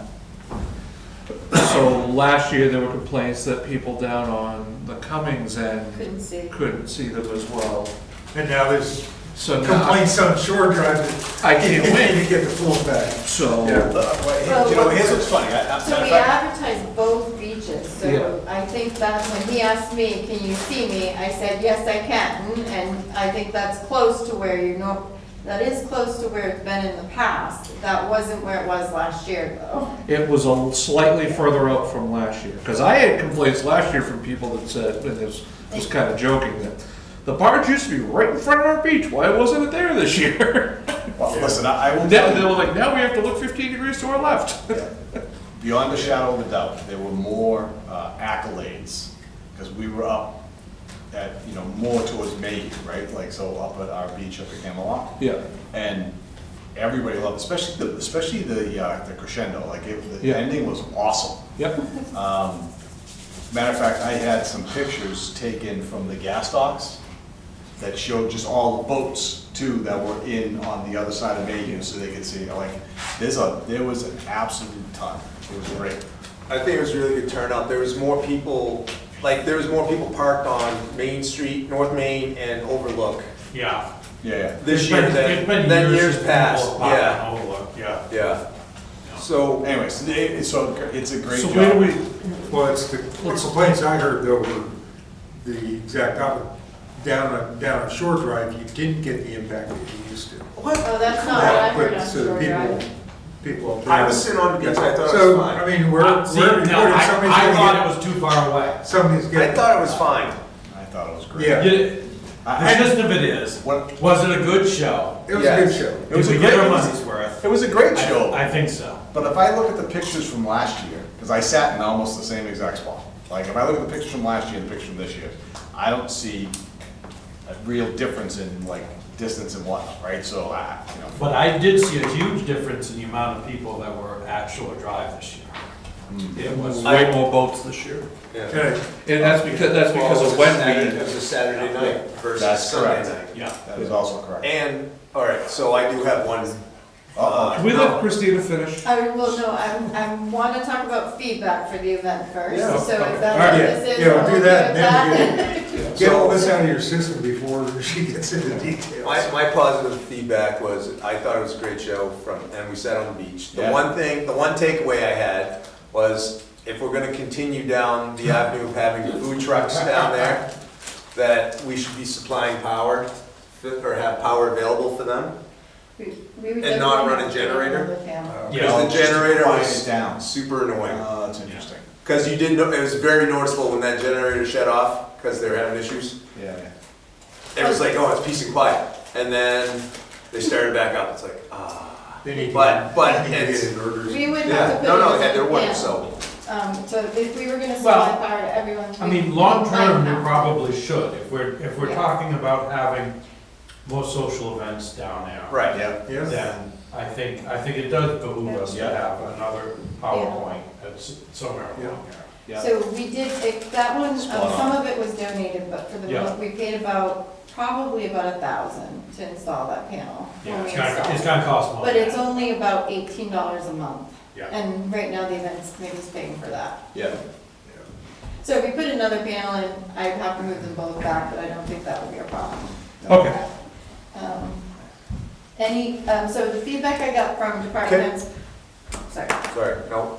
Before, also, an idea is, can we ask our supplier, who did the last job too, would it be easier to drop a new power panel? Or is it easier to run a line across and up, or vice versa? Well, you have to have something there for plugging in. you Yes, mean- but I'm saying tie into line the and existing down, Yeah. power point and just adding Oh. receptacle down the road. Versus another service from the. Right, because you're not paying for another service. It's really funny too. Apparently, we never shut off the power to the panel this past year. It's locked and it had power. So it's been on all year. But the electricity bill didn't go up. So I do have to fix Okay. that. We will be shutting it off, so. But I will ask that. It's a good point, which is more cheaper. Yeah. The other, their comments I thought they were gonna lynch the people behind us. I thought they were gonna Oh, lynch they the get pretty fried mad dough. about the lights at the, yeah, So I'm the gonna, vendor. if I'm involved, or whoever's involved, I'm gonna make sure the packet that goes out to the vendors says you have to shut your lights off As, when the show starts. yeah, Because- those were right. Yeah, they People were were very yelling, right. yeah. He's offered, a sausage and steak and cheese next year, a different Chesley, yep, Chesley. that'd be good. He says he loves coming there. This year it was the lemonade and the Fried dough. fried dough, but he would be willing to bring the sausage and Cool. steak and cheese truck, Yep. the vehicle next. Wow. So it was Yeah. very good. Yeah, we should And try then to expand that every year. Comments from department heads, I think. Victor said it, the crew said everything went fine. They did a good, by the way. I'd asked for a list of names because I thought it would be, sorry. No, go ahead. Oh, I thought it would be nice to say, thank everybody who worked, but I didn't get the full list yet, so, do you? So shame on me, I was gonna send an email out the next day thanking Yeah, everyone that was involved. Everybody did a fantastic job, fire, police, highway, you, in your any of your staff that had any involvement, in the beach staff. And extra volunteers. no, I put my daughter to work. Yeah, no, it really couldn't have gone any better. I was ecstatic with it. Oh, So.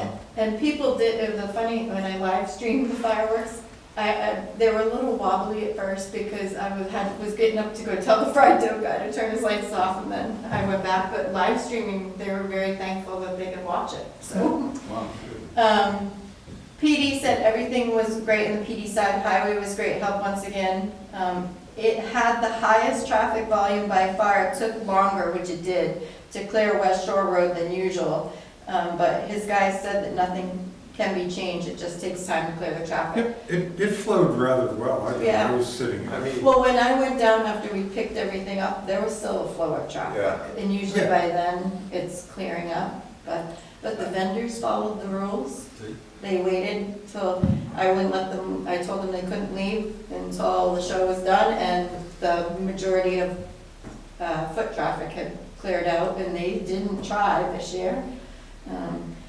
Lions Club said that they had the most tickets, this is for them, it was, there's something about 140 orders.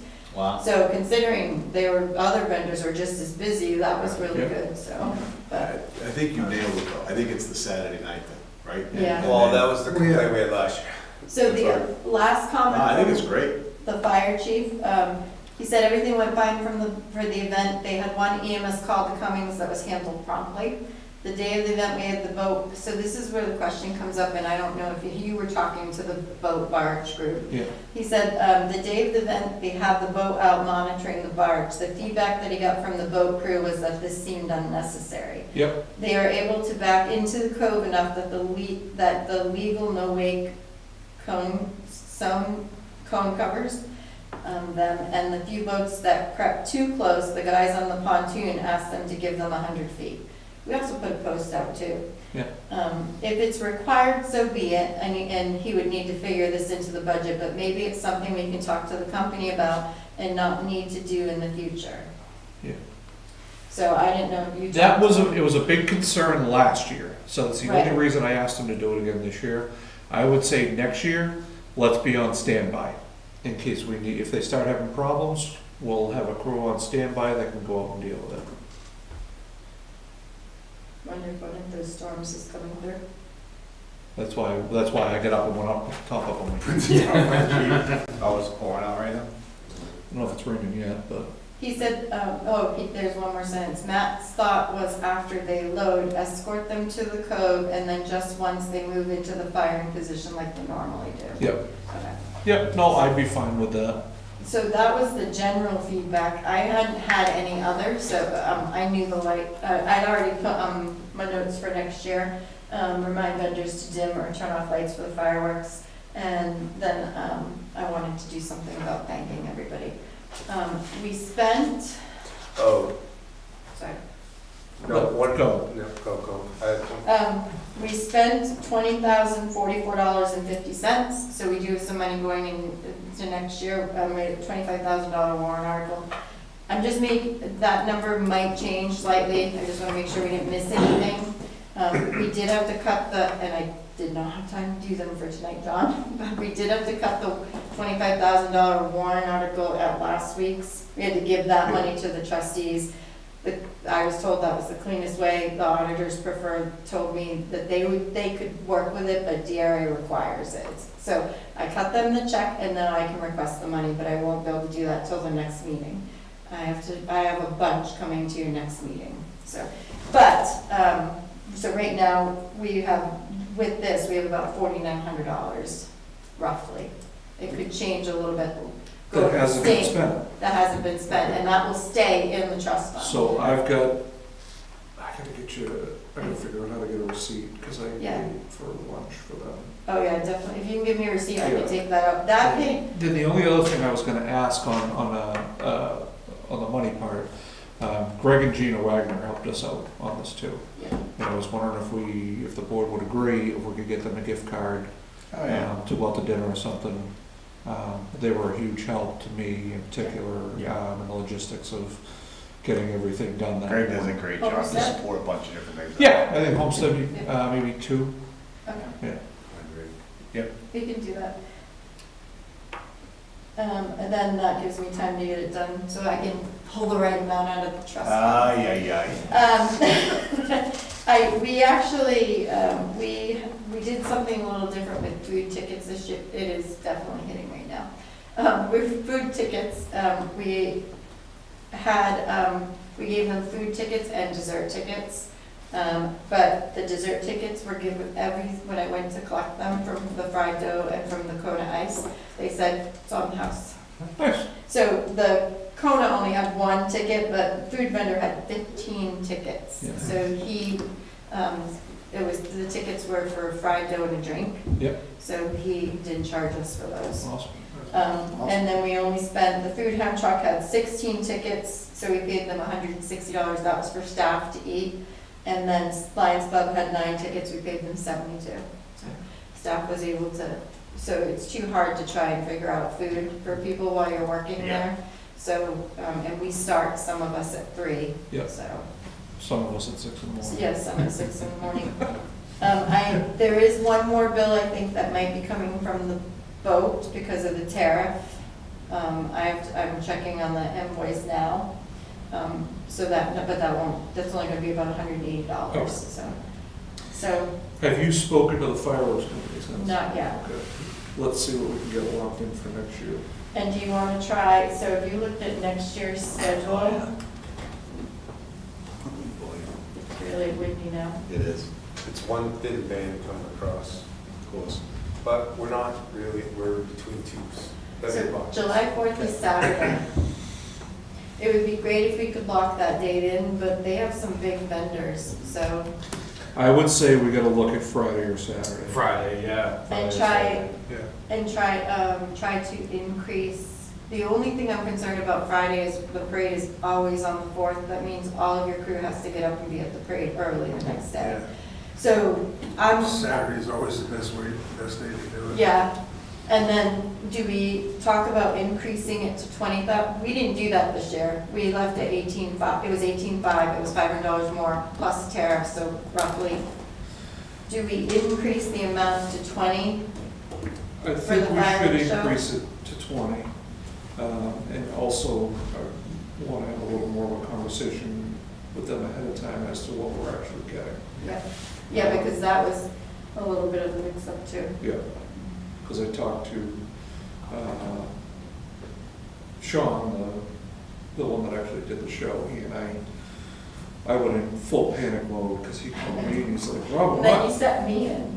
What's that? And then you set me into full panic mode. Well, he calls me, he's like, I don't have nearly as much here as I had last year. I'm like, what?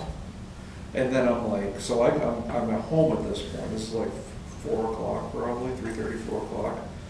So I'm like trying to call Christina, she's not answering. I'm like, why the hell is Christina answering her phone? So I got in the Jeep, drove down there, went looking for Christina. I'm like, I was trying to call the office on her cell phone. Yeah. So I'm looking for, he tells me, I'm looking for the contract. I'm like, there's nothing in the contract. I'm like, I'm calling them. Yeah, I called the company. All I could get was the woman doing the permits.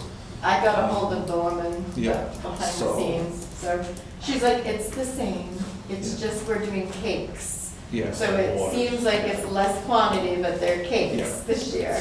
And that's what I need to talk to them about, is there was definitely more cakes than Yeah. the previous year, which we missed out on some things because of that. But that's, I'll plan on continuing being involved with, if you so choose next year, for me to be involved with this and on the logistics. And, oh, you can get up at 6 in the morning and meet the bars. Everybody loved the DJ. Yeah. Yep, good. Did a really good job. Yeah.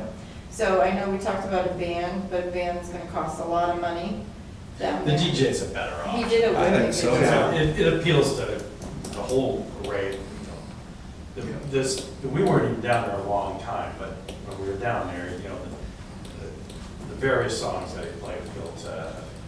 Even during the fireworks, so Yeah. during the fireworks show, Yeah, he played.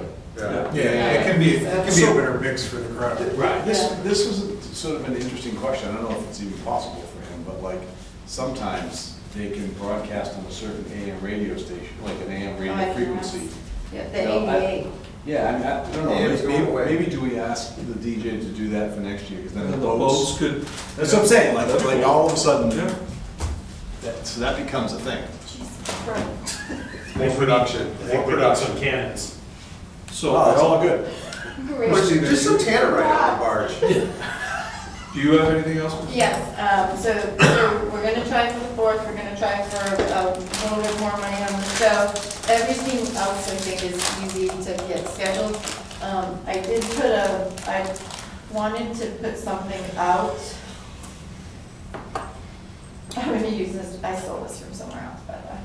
I found this picture online, but I want to put out an advertisement to say, interested in Friends of the Fourth. That's where I was going. So I would like to get it out on Facebook and start getting people to start submitting their names and interested parties. And then I don't think we'll probably meet before September because the rest of the summer, August is gonna be busy. But sometime in September, start a meeting. Yeah, we need to get that rolling in September. Actually, Steve Carton's still interested in being involved. Yes, I did speak with Steve I that know, I day. felt bad this year. It's just- And I explained it to him, yeah. Yep. But yeah, I definitely want to get the Well, ball Stevie's rolling got so on much to do anyway. that. Get some fundraising going. Yeah, I saved the flyer from Ashland's. if at minimum, the Friends of the Fourth just fundraised and got people, that would, we could still do the rest of it. You know, schedule Yeah. fireworks, schedule food, Yeah. but we definitely need some more. I But what mean, they I- could plan too in the future if they wanted. I'm Well, fine the with other that. thing I'd like to do is take some of the planning off Yeah. of your plate, which hopefully I can take Shift some around, more of right. that on next year myself, if you guys want to. Yeah. So I think that covers the fireworks. I can't think of anything else. I just wanted to, I'll put this up, flyer out on the Facebook page and the town's page and just Thank you for everything soliciting. you did, because that's obviously a It was- holiday for you that you're working on, Yeah. so. Yeah. And on that note, great job on the parade too, to everyone involved Oh, in yeah, that. that's fun too. Events committee. Yep. The, You did, nobody drove by. were there any complaints Lots on of grief. any of the floats? Were there any complaints from the floats or anything? No, on the we parade? had an internal issue with the committee, but Yeah. that's separate. Okay. And then they addressed, I was gonna go Monday night to their meeting but I stayed with my dog, so, but I heard they addressed it, and it went well, so. What was it relative to? Internal, at the end. Yeah. So, yeah. On a positive note, I know someone that attended our show and attended the Ashland show, and they felt ours was way better than Ashland's. We spent 10 pounds. This year was- flowers. This year was really, oh, you mean the Was show it? or The show was oh, better. parade? Their parade. The was- show, no, the okay. fireworks show, and Ashland's has a reputation of being really They spent good. $28,000 on the I show. heard they were delayed. Well, they were, the storm came rolling through right How when they much were. did they spend? What's that? How much? 28,000. Yeah. They do Their it rate is from, 35. see, they do it from up above where the old school was, up on the hill, and I just don't, they used to do it on the field, they can't anymore. I was gonna We say, yeah, can't they it used on to the do it on the field. field there. We used to do them on the field, we Right. can't anymore. The rule is You should see 200, what we used to do. 2 or Well, 250. From the beach across I know. It's been done from. The Friends of the Fourth that night, Yeah. oh man, that was an awesome show. Friends of the Fourth, that thing, remember it was like a 45-minute show. Yeah. Just the grand finale was like Oh, I 15 remember minutes. chasing the embers all over the place. That was insane. Burning embers on John cottages. Davis was- Oh, It the was, it was Well, like, there have been some bad. I'm telling you, we've when set they- folks on fire. When they used to set them off from the beach across the bridge, yeah. Yeah, I could sit at the dirt road in front of my house on Overlook Drive. Yeah. And I could watch, and I'd see 80%. I couldn't see the low stuff. But I'd see all of that without having, without having to go down there, yeah.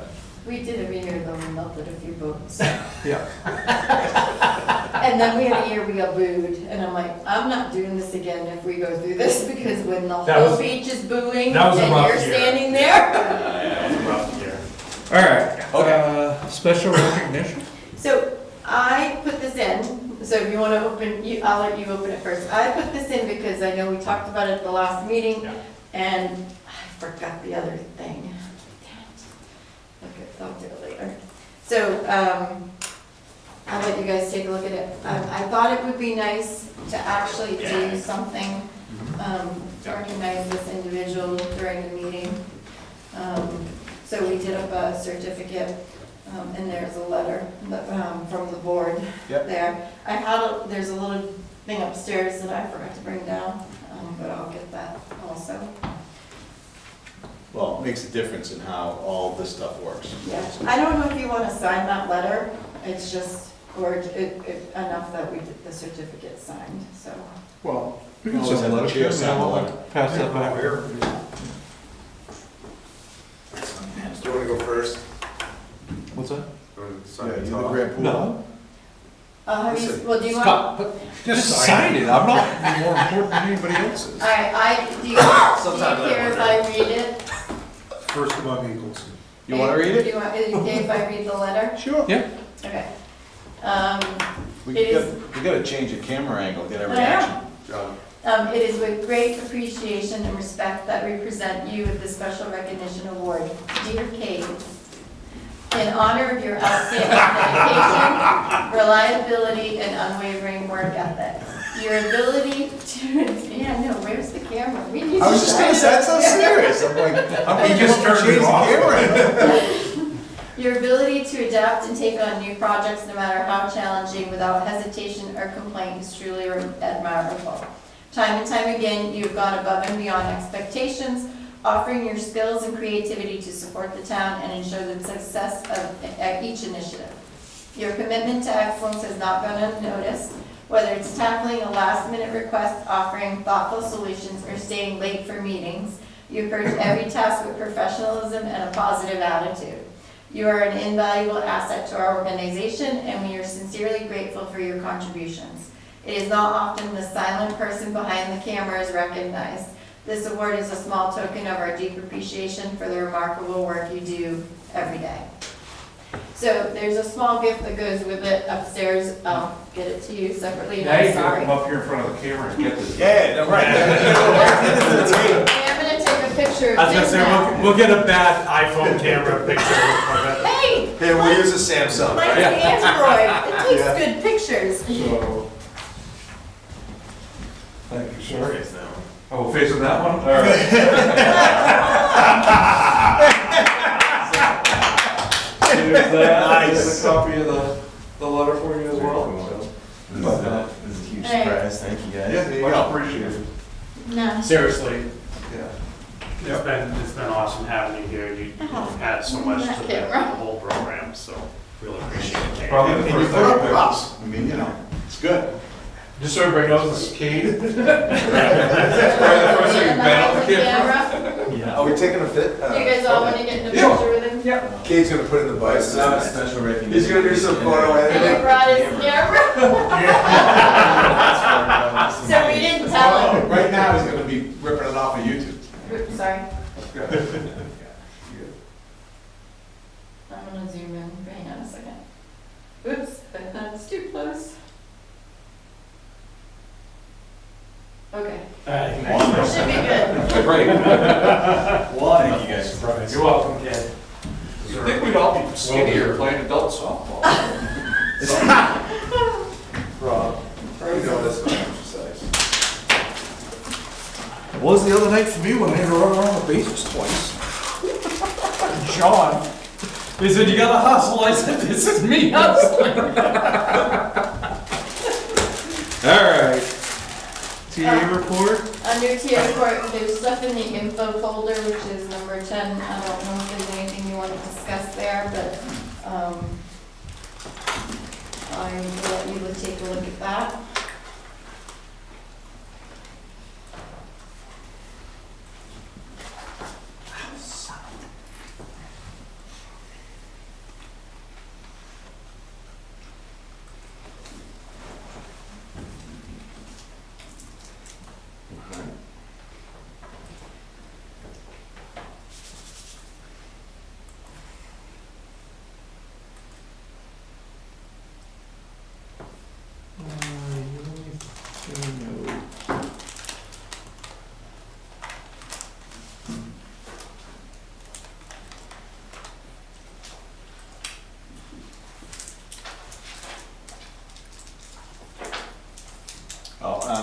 Actually, Christina, so I know you know, in the info only, you talked about the SWAM event. Yep. It was great to see Mabel. I mean, everybody did a great job out there anyways. But it was funny watching Mabel sort of like do her thing while we were there. Because I swam that day, so you know, just seeing everybody out there was good. rid of it. While you're on Mabel. Yeah. Mabel at the fireworks, by the way, it was her Oh. first fireworks show. Ooh, how'd she do? She did well, I heard. The only thing she was having a little concern was like, what were those kids throwing on the ground? They had those pops now. Oh, yeah, She was yeah. like, what are those? But- And she had a successful track last night. Yeah. Yeah. Yes, in Tilton, Oh, Wow. yeah. we should talk about that. It's on Because that's there. her success, she also had a successful track the night before the fireworks. Yep, So, that's right, yeah. yep, so maybe I'll talk to Chris about, They did the post for the last night / this morning. Yeah, they had an issue with dirt bikes running up and down. Oh, yeah, Road they were at fine. 3 in the morning, Yeah. and one of them decided to dump the bike and tip off. flee. They're all folks from a area community. Yeah. Pit bikes, yeah. Yeah. Yeah, I was gonna say, you must have heard those. Well, maybe not, but you were probably sleeping, but. Out of the world. What else you got? Under the regular TA report, just an update, River Falls Park, and vandalism areas have been painted over, not meeting bittersweet, have been addressed, only the areas that overhang the sidewalk. The kicked-in fence is included in the fence repair from the tree damage. It's gonna be about 8 to 10 weeks. We're only through 2 or 3 weeks in. Weed whacking's done, brush hogging was done. If any of the members go down and see anything else that needs to be addressed, please let me know. Parsonage. I don't think we told the public. No. So the parsonage, we officially closed on. And so we are the official owners of the parsonage and parking lot. Weed whacking was done at the wall, and they're reviewing the wall, the damage to see what needs to be done. That'll be done within 2 weeks, because it is part of that property. Yeah. So I've scheduled a meeting tomorrow morning, I'm sorry, at 9:30 a.m. Jeff, 2 of the water guys, myself, and one of JP's crew are going to the parsonage building, just to touch base and make sure we get Jeff's input before he goes on vacation. And then I have a demolition meeting scheduled with, I've invited police, fire, land use, highway, water, sewer, and JP's group Tuesday at 9:30 a.m. If anybody would like to attend that, I can send an invitation out, but we want to make sure that we're all on the same page with the next steps, what needs to be done, and what we need to do, and what the schedule will be once we hit those steps, so. You said 9:30? 9:30 Tuesday morning. You want me to invite, you want me to just send an All right. invite to everybody? If you Sure. can go, you can go, if you can't, you can't. It'll be here, I don't know if we'll walk over there after, but, it will be here to start.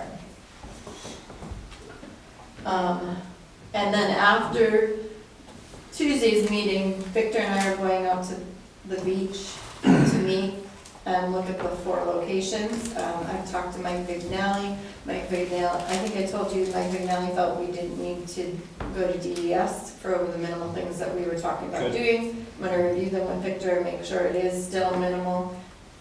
And we get the GPS points with Victor, and then, and if he's comfortable moving forward, we should get that in his schedule too. Church bells. A concern has been raised about the bells ringing at the church. I wanted to just touch base with the board. There are no easy fixes to having, this person wanted either the bells to be changed so it's not doing it all the time, or shut it off, or soundproof. We can't order the church to soundproof the space. The equipment is antique and it can't just be, it's not digitized, it can't be reprogrammed. So I wanted to touch base with the board on their thoughts. I see no issue to address. Yeah, okay. I'm sorry, but. No, that's all, I want to make sure. I did respond and say I didn't think this would be a quick, if we could do anything at all, it wasn't going to be a quick or easy fix, and honestly, I didn't anticipate that we could. So I can reach back out and say that we're not making any changes.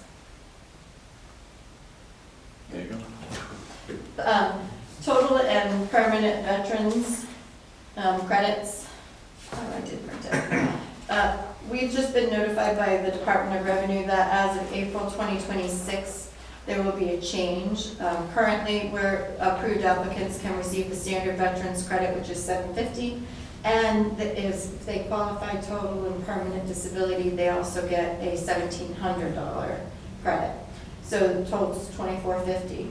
Next year, we can only give them the one, which would be the $1,700, and that means that their tax bills are going to jump by $750 next year, as in April. So that's effective April 1st. That's based on what? It was not renewed at the state level, or they changed? The state, well, so there's two things. I think they've been doing a review of it because of the way the statutes were written that said you could only do one or the other, but the way we've all been trained over the years and told to do it is give them both. So I think there was a new rule that went into effect, and it says, beginning April 1st, qualified applicants choosing to receive the optional tax credit for service-connected disability will not be eligible to receive a tax credit under the RSAs. And so they've updated the rules to, so it says, please see the link below pertaining to statutory change in property tax credits for veterans. So it looks like the statute was updated, and it's clearly defined not to give them. So what level do they consider permanently? Total and permanent disability has to say total and permanent, it's 100%. So right now, in your folders in the email, there's a list of I was names. just gonna ask, we have a list. Yeah, so right now, there's 1, 2, she totals it here. Currently, there are 27 veterans receiving the current max, which is $2,450. It's $66,150. That is currently being, That's currently what the people are getting. So 27 veterans are going to be affected by this. And it's gonna increase So- by 750? They'll be dropped by 750. but we have an additional number of people who just have the veterans credit. Right, because they're not total and permanently disabled yet. The only reason I'm bringing it to the board is if you're considering increasing the total and permanent amount, the maximum is 5,000. We haven't increased it, the 1,700, we haven't increased in probably 10 to 15 years. So, okay, so hold on, so bottom line, and this maybe this is just my understanding. We did the 500 to 750. We did the standard veterans. So we set. Only because we had, all We had to veterans. renew it, and if we were Right. gonna renew it, we went from 500 to 7. Yeah. Sorry. Okay, so the two amounts were set by the board for the town, and the maximum to be able to set would be 5,000. Correct. So the state didn't set the 750 or the 1,700. Correct. We set the dollar They- amount. So in the past, the 1,700 was probably the max, if I remember correctly, when I was doing this. Yeah. Over the years, it's increased. Yeah. The maximum's increased. It wasn't 5,000 when I was doing this, But to make any change to that max, we would have to have a warrant. a warrant article. So if you wanted us to pursue any kind of change to it, we would want to make sure it was prepared for the warrant. I mean, if it's neutral to keep it at 2,450, just to keep it there, And it seems take to care make of our sense to me. veterans. Yeah, that seems to make sense to me, but. But in the meantime, we need to send out a letter to them saying, Yes. things changed, If it please does- plan accordingly I- for this year, and then, Not this year. This year doesn't affect It'll be, this it'll be year. 26. So we could get it in the warrant Yes. article for March, and then have it Not not affected. ultimately not affect them. Yeah. so do we still want to send that letter out saying this could We- happen? It's got to go to We vote. should. We should still Yes. send the letter, and I've talked to This was Joanne a about change, sending yeah. it, because Yeah. if it doesn't pass for some reason at the warrant, then Right. it is going to drop to Yeah, yeah, yeah, yeah. 1,700 is their credit off of their taxes. Does that mean the planning board has to No. try to help that? No, we No. can do a warrant. This is our warrant article. Okay. And no one will vote on it except for the board, so. Okay, cool. Oh, So what do you need As a for the next steps recommendation. from us? So I just needed a general consensus because you'll vote on this at the warrant articles. So general consensus is to match what they currently get, which would be the 2450. So move it from 1,700 to 2450. Yeah, I know, yeah. I mean, they're receiving that amount today. Yeah. So Right. So that it's not seems, changing. It's that's, just protecting what they're currently. Right. That's correct, so like, to me, it's keeping that neutral for that. What if we just rounded up to an even 25 and call it a day? Sure. Yeah, Okay. it's clear. When we're rounding numbers. Good, I'm shivering, so I'm writing crooked. Okay, so that, I just needed general consensus, that was all. Next, can I skip those? No. I'm gonna skip the next two for a second. Second Street survey, Colin Brown, I contacted Colin Brown about trying, what was going on. It's been a year and a half, almost two. And he is retiring. I talked with Colin today, he is actively turning Yeah. 4 to 7 calls away a day. So I reached out. as he trying to retire. I'm gonna be the bum, I, great at what he does. Yeah. just so you know, I reached out to another surveyor for a quote. I haven't gotten the quote yet. Did you reach out to? Barnard. Is there another name I can, do you know another one I can reach out? Hunter Payer, P-A-Y-U-R, or U-E-R, is that Boston?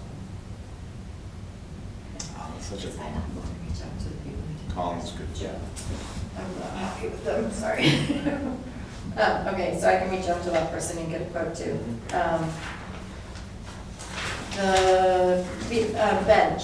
So in your TA report folder, there's a existing bench, which the only reason we put it in there is to see a yucky looking bench and the area there. We are supposed to try to replace that board because I'm concerned it's starting to break. The proposed bench is across the street right now. Mr. Rooney has expressed interest in donating. It's a teak bench. He'd like to put a plaque dedicating the bench to his wife, who passed away in December. The family owns a cottage at Silver Shores, and the family has enjoyed coming to Newfound Lake for many years. There's a nice sandy spot where the sign is located that the bench could be anchored facing the water. But the bench would need to be removed for winter each year. So it's a very nice bench, very expensive bench. And it would have to be anchored, but he said he'd be willing to do the maintenance on it. We would have to probably remove it and install it each year. But it would look really good right there by the sign, so if you're okay with that. Oh, thank you. Yes. And our condolences. Yes. I met him at the fireworks, and actually that's where we talked about it, so That's great. very nice man. Just wanted to touch base, we did hold a groundbreaking brief ceremony today. Sean got put on the spot. Nice job. So we did it at the Central Street Pump Station, wanted to get it in before Jeff went on vacation. We had Underwood Engineer spoke, Jeff spoke, I spoke, and Sean spoke. And then we did, we have some pictures Kate took today, he attended, and we'll have those pictures posted. It really, I got thinking, we took all the pictures with the current pump station in the back. Yeah, that's good, it shows how bad. It shows really how bad that looks, so, but we do have some pictures that we'll share out and we'll post, for the public and for everybody to see, so. So it looked very nice. I'm gonna go backwards. Budget schedule. I really need to formalize discussion on expectations for department heads and what you want to do about meetings. We never did that yet. We need to decide what the deadlines will be for the department heads, and are you doing them in 4 meetings? Do I set those up, or are you doing them in 1 marathon meeting like you talked? And then there are different, I'm going to throw John under the bus for a second. There's different expectations John might have as a new member of the board than the rest of the board might have. And I just need to be clear on what I'm telling the department heads that they have to prepare.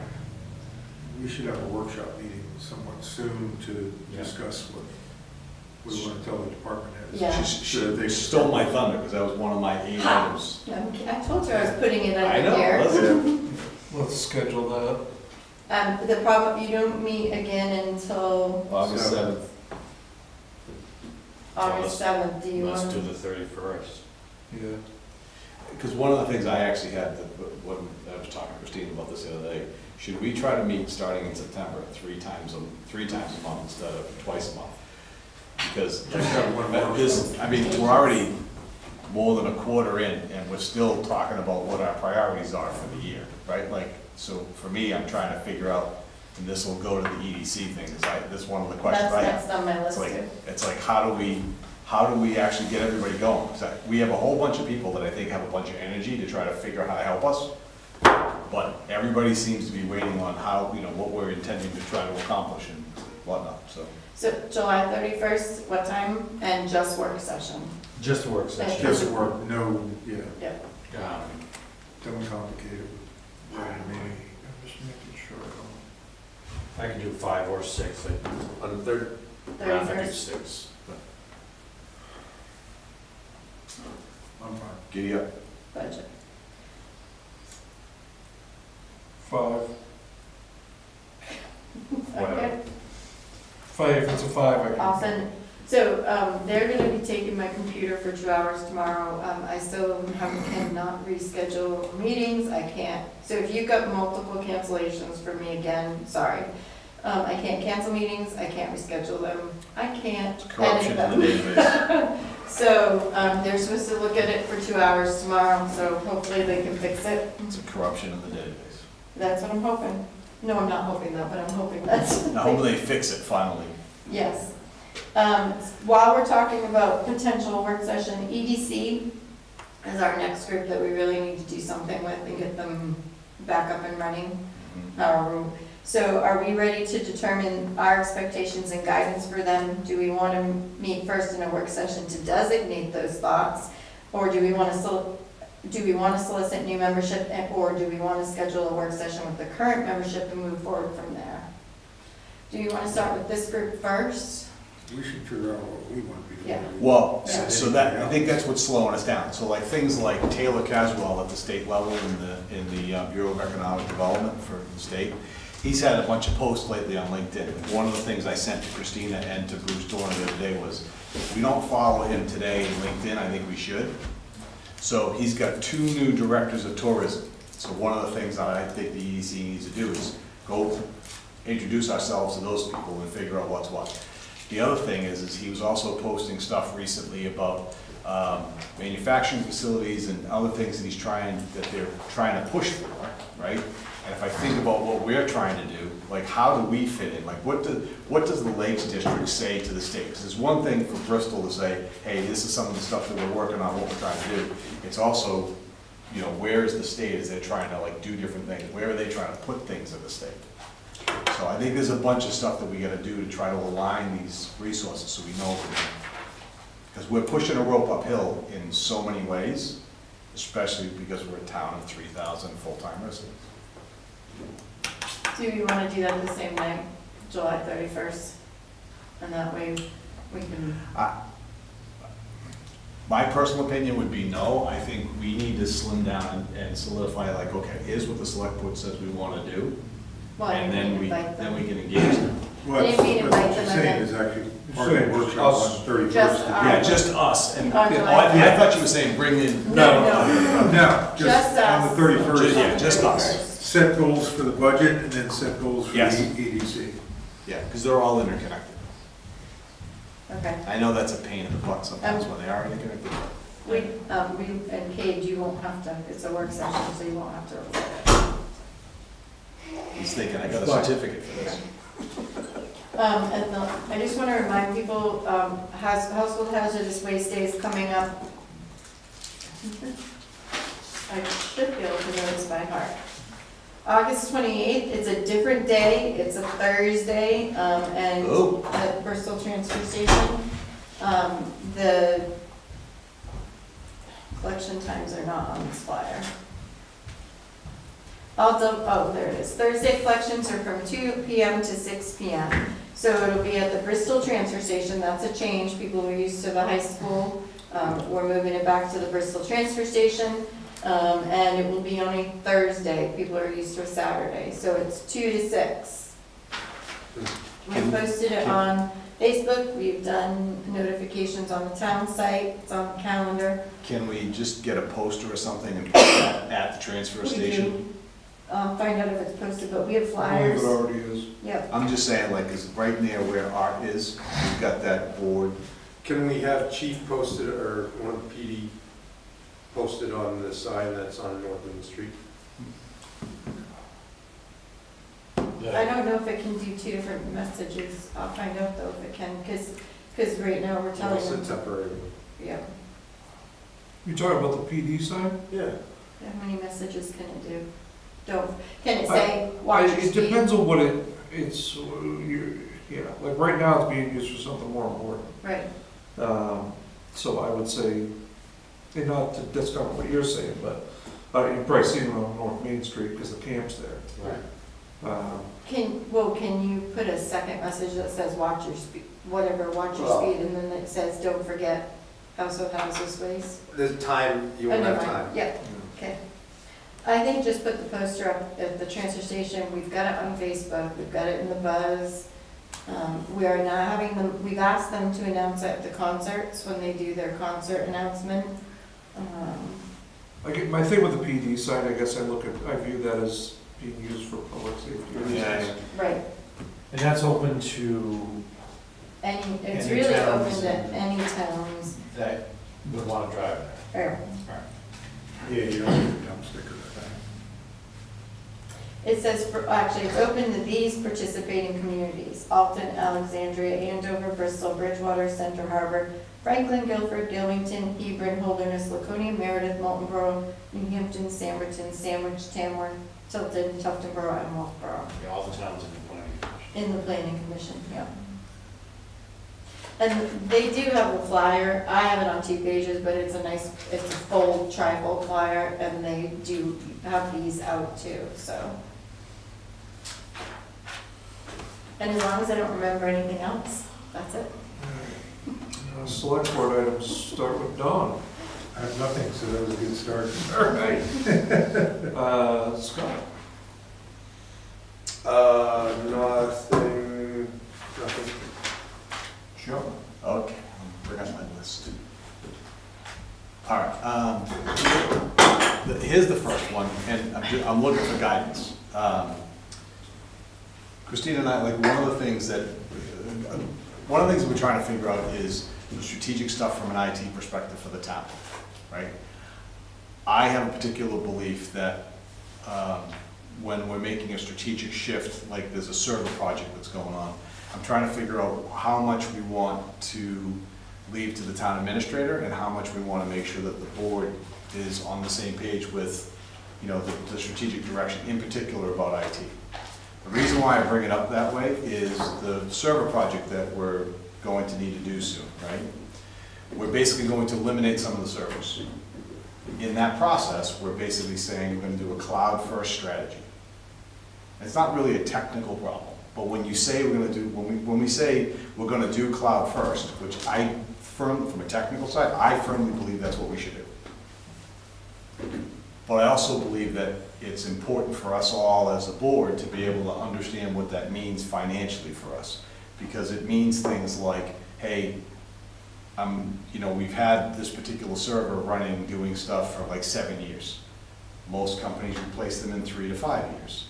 But when you're on a cloud strategy, you're going to have a very consistent payment. When you do things like say, hey, we have a 100% email retention policy. That means when you take a look at it in the cloud and you go, okay, we receive X amount of email per year, you can extrapolate and say, our costs are going to continue to go up for that storage, right? Because we don't have it here. By not having it here, we're basically also saying we're not intending to have a lot of staff. We're not going to have an IT department over time, you know, and I don't believe we should have those things, right? But it does mean that we got to probably change how we're operating. So what I'm looking for is to try to figure out how you guys want to approach some of that stuff. Because I think that there needs to be some wider discussions. Because like I said, when you look at the server project in particular, it's gonna be, what, 50? Was it 50,000? I have to look again. I haven't brought it to you yet because we haven't defined it yet. Usually I bring it to you. This is the 4th year of proposed improvements to protect us. And this is one of the, so we had to come up with 5-year, remember we have a 5-year plan roughly, of things that we had to do within those 5 years based on the reporting that we received from Adam Group, which was probably before some of us. But, so Adam Group showed us where our deficiencies were. So one provider said, we're not gonna provide service to you unless you do it all in 1 year, which was like 250 to 300 grand. So we said no, and we ended up going with Nesset, who said, you do it over 5 years. They would work with us and do it over 5 years. So this is part of that, because now our servers are far past what they're supposed to be. Yeah. And they would two of them would have to be replaced, so. So here's my take on this.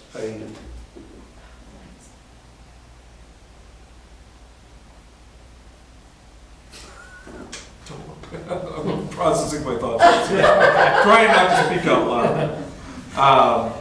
Too late. So I feel like we can go down a rabbit hole with this right now, and I don't want to do that. I guess as a board member, I want to know what is the most cost effective. I want somebody like you that knows what you're doing, or Christina that's the town administrator, to find out what is the most efficient and cost effective means to do so. Yep. I don't feel qualified to be involved in that decision making. Does that make any sense? Well, it does, but here's the thing. So this is sort of why, one of the things I sent Christina earlier, and this is why, like when we did the AV purchases for the room at the public safety building, why I was getting on everybody about you need to have a requirements document. Because every department, everybody that wants to make a technology purchase should be filling out, here's what we're trying to do, these are some of the options, this is what's included, and then we can evaluate it to make sure that it fits into the overall strategies, okay? The grand scheme of things with the town. Correct. Yeah. I mean, the thing that I worry about, it isn't so much about trying to turn anybody into a technical expert. Like, we can do techno babble all day long, that's a lot of BS, all right? I'm more concerned to make sure that everybody agrees, hey, strategically, you're right, going in this direction. We don't intend to have an IT department, right?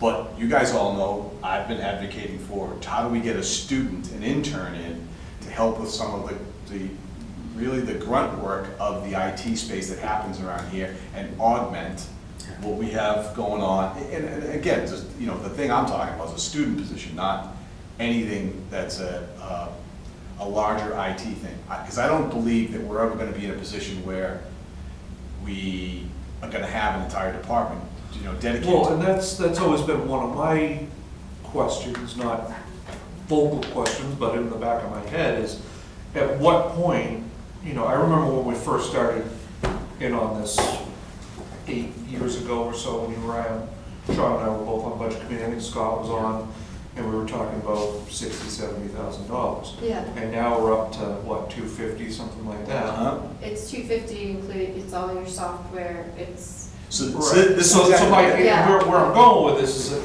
that, are we gonna get to a point where it's more cost effective to have our own IT department than to be contracting it out? So that very well may be the case. Yeah. However, sometimes like the whole thing with the servers, right? Here's sort of what to liken it to. I buy a police cruiser. I say in the back of my head, the police cruiser should be replaced in 5 years. You know what, we didn't put a lot of miles on it. We can get a 6th or 7th year out of it. So we try to use it longer, right? Because we think it's in good shape. When you don't have the servers anymore, then you don't have that option. And then you're beholden to however you contracted from that cloud provider. Because we're not going to stop town operations, right? We need email, we need Word, right? When you look at the different applications that are going on, right? Like it's how all these pieces fit together. So I'm not advocating that we turn everybody into a technical expert, but I do believe that we need to, like, strategically go, okay, this is the direction we're trying to go. I mean, aren't there things that we require, that we as a town are required to have server storage for? As- Yes. okay. Yes. Mike, so can I just make a Yep. comment on your comment about IT department? I don't think we're ever going to be able to have even an IT department too. So we wouldn't be able to do just one person unless that one person can be certified in everything. Yeah. And you have to be certified with NC. I'm certified. You are certified. But you have to be certified with police department specifically, CJIS compliancy, in order to work on their computers. And that's a whole other piece of it. We're able to get that from the current provider, but it's not all, it's this person over here, it's not the same person we're working Yeah. with for other stuff, you know? So I just think IT department's gonna be a lot harder in the future, but. I don't know enough about it to say, you know, if there are internal hard systems that we have to have, yes, we have to have that, we have to have a replacement program. If there is something that we don't have to have, my feeling is you go cloud. That's Right. Right. I can tell you personally, That's where we're headed. from our own business, we've gone from, when I started 21 years ago, we were doing a monthly backup on a CD-ROM and sending it into an Yep. address. And then we went to thumb drives, and then we went to a server, and the server was a pain in the butt because So- you lose power, Yep. the server's down, everyone in the company Look is what happened with down. the So that's the exact point around how I think it's important that we understand it, because then when we start to do things, we can identify things in the budget, so the budget committee understands, this is a contract, these are essential to operations, this is how we gotta do things for the next several years. When Nick put in that bloody camera server, okay, that thing aggravates me no end. It's still not right. Right, like he went off and said, okay, we're gonna have a camera server.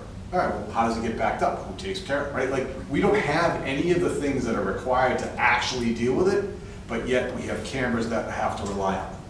You know what I mean? So it's that kind of thing that I'm trying to make sure we avoid.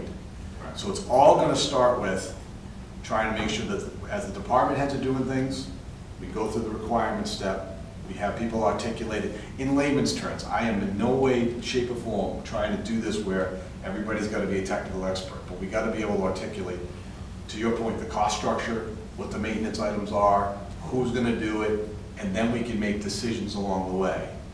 Where does the technology committee fall? I think the technology committee helps figure out, once we give them some better marching orders, they help figure out hey, this can integrate with that. Like, they help sort of navigate the tech for everybody and just help them through that. That's how I think it I definitely look at it as something that the board needs to delegate a large part of this to something like the technology committee or, Yep. you know, some other entity, just because for me, it's like, I know the difference between server backup or cloud-based backup, that's about it, that's where it ends. Yeah. You know, I want to make sure the board is on the same page of, here's the strategic direction we're trying to push. In this case, we're going, you know what, we're going to go more cloud first. We're going to say to everybody, hey, you need to do it this way. So like, in land use, we have that server and the server and service for the permitting software, right? No, That's some. it's on our server. Yeah, no, it's here, right? It's in our Freeze. server. And Yeah, so no, it's here, right? So I'm at some point, it's gonna need to be upgraded and more, right? Like, it's that kind of stuff. So as we go forward, we're gonna try to Well, eliminate those. I guess that's a good, we may have to ask some questions because I'm wondering if certain software have to be on a server. Yes. Well, does it, or can it be moved to a cloud and be service? moved to a cloud. Anyways, Yeah. so the point is the nitty-gritty details. I think the technology committee can help folks navigate those pieces and make sure things are interrelated properly. But I think strategically, the board needs to go, okay, yeah, we're sending it this way. And then once we establish a strategic direction and we understand how the costs are gonna generally flow, then we leave it to the town administrator to work with the appropriate entities. So Right. the That's money he was just talking about my- was either 31,000 or 34,000, depending on there's one thing we have to decide the difference between the two. Okay. But that was the total. All right, so then we talked about 1, 2, and 3, all in the same shot. Oh, we did economic development. I had a quick meeting the other day with Joanne on short-term rentals. She's done a lot of, I think, really good work. One of the things I asked,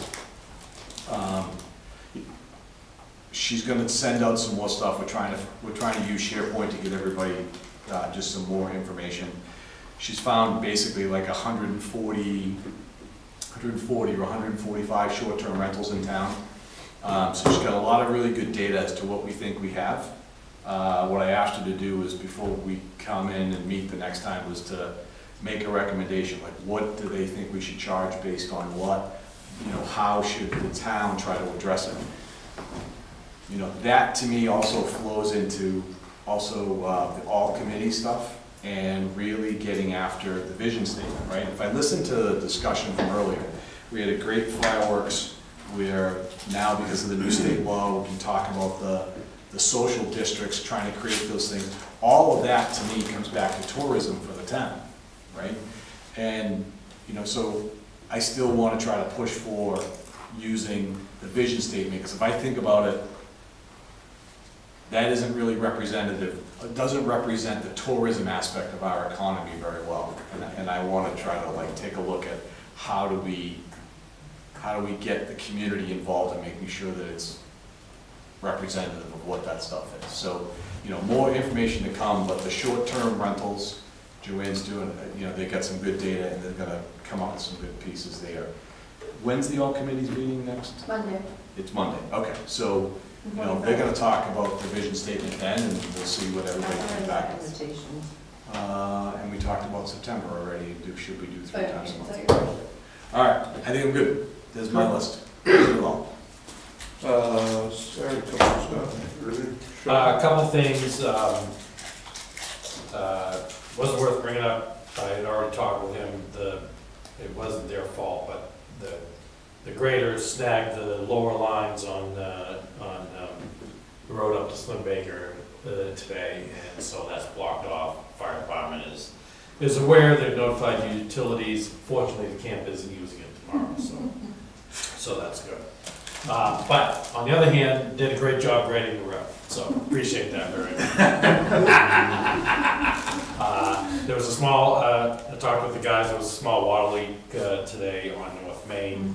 The guys spent a few hours working on that, apparently have that wrapped up. It's a temporary fix Yeah. until Jeff gets back from vacation, and then they'll put a permanent fix on it. Okay. As Christina mentioned, we had the groundbreaking for the pump station, which was good, and can't wait to see progress on that. So that'll be great. I did receive I won't call it a complaint, but a person had an issue with the portable toilets by the tennis courts, where felt they were not being, We took care of that too. yeah, not, okay. Oh, yeah. we had one for tennis courts today. Not being maintained as well as in years past, and really what happened was there was a couple of baseball tournaments that no one had on the list of activities, so there was a lot more use. So Yeah. instead of doing every week, they were doing every 2 weeks, and it had too much use, so. We are having problems at the beach with the porta potties, heads up, in Yeah. case you get complaints. Sure. There's been some interesting accidents. I will leave it at that, Yeah. but we've had to have them removed and new porta potties put in because they have to be cleaned, and we've had to do that 3 times now. Wow. For sure. Yeah, and as mentioned before, they wrapped up the paving, did a great job with that. It's good to get that stuff done. It's a lot earlier for us, usually Yes. we're later in the season. Well, not Bill was in this week's mail process. Okay, okay, good. That's what I have.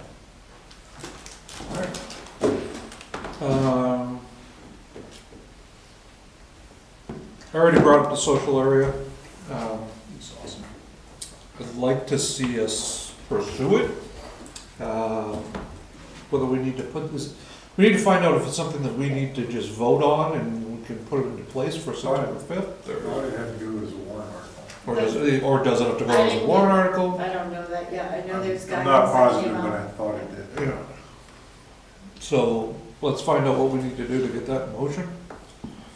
We are going, not we, but planning board are going to have to do quite a few changes with the law that just was put in retro to July 1st. What's that? ADUs. So What's that? ADUs can be unattached now. It violates all our rules, so we I was have gonna to. say, that's, because that would, And it that can would be a be large, like the different whole size. thing with Whipple, right? Like, No, theirs is an ADU. oh, okay. Theirs is a multifamily. Not It's a separate issue. Yeah. But that's going back to the planning board, Okay. I believe. Yeah. I think, so. Power lines, or power poles. There is an excessive amount of poles around town that have been replaced. And what's happening is power company comes in, replaces the pole, Yeah. does all their stuff, and then the media companies don't touch them. Mhm. And now we've got all these poles that literally ones that I went around and did wire transfers on for the fire department, which we no longer have that system in place, but that I went and did years ago, and then nobody came in behind me and did them. Yeah. So I was complaining about this, my very first stint on the select board years ago, when they did the North Main upgrade. Right in front of my Yeah. house, actually, is one. And now, I mean, they're out on 104 now. Yeah. There's, out by my road, there's a couple places where they cut the pole, but they left 6 feet of it. And not only the pole, but also the support pole as well. So I don't know where to start with that, Yeah. but I think, Well, it depends on, so, like, I can tell you what's happening on Central Street, because we were talking about it today. Hub 66 was supposed to move their equipment, and because they didn't, Breeze Line can't move theirs. exactly. So I just emailed Hub 66 and said, hey, what's going on? You should have, this was supposed to be moved today. Yeah. So I don't know if it's up to us to put the pressure on those agencies, or is it up to the power company to put pressure on those agencies? Our company doesn't do it. Power company We doesn't probably would care. have to. Yeah. It was somewhere between 3 and 4 years when they did that North Main update Yeah. and pulled the old poles. Yeah. They left them in the middle of the sidewalk Yeah. for how many years? Yeah. Yeah. Yeah. And it is frustrating. It's good to see the infrastructure upgrade, but at the same time, it's such an eyesore and in some cases a hazard, the way they've left them. And there's times where they're replacing a pole, and then 5 years later come back and replacing it again. And I think part of that's because of the upgrades and because there isn't the space on those poles for the medium. The more technology progresses, the more space we need for media lines on the poles. Well, what's gonna make it worse is if you start to look at some of the spots in town now where we've got, like, the fibers going in from, like, you know, the electric co-op and Hub 66 Mhm. and Consolidated, right? Yep.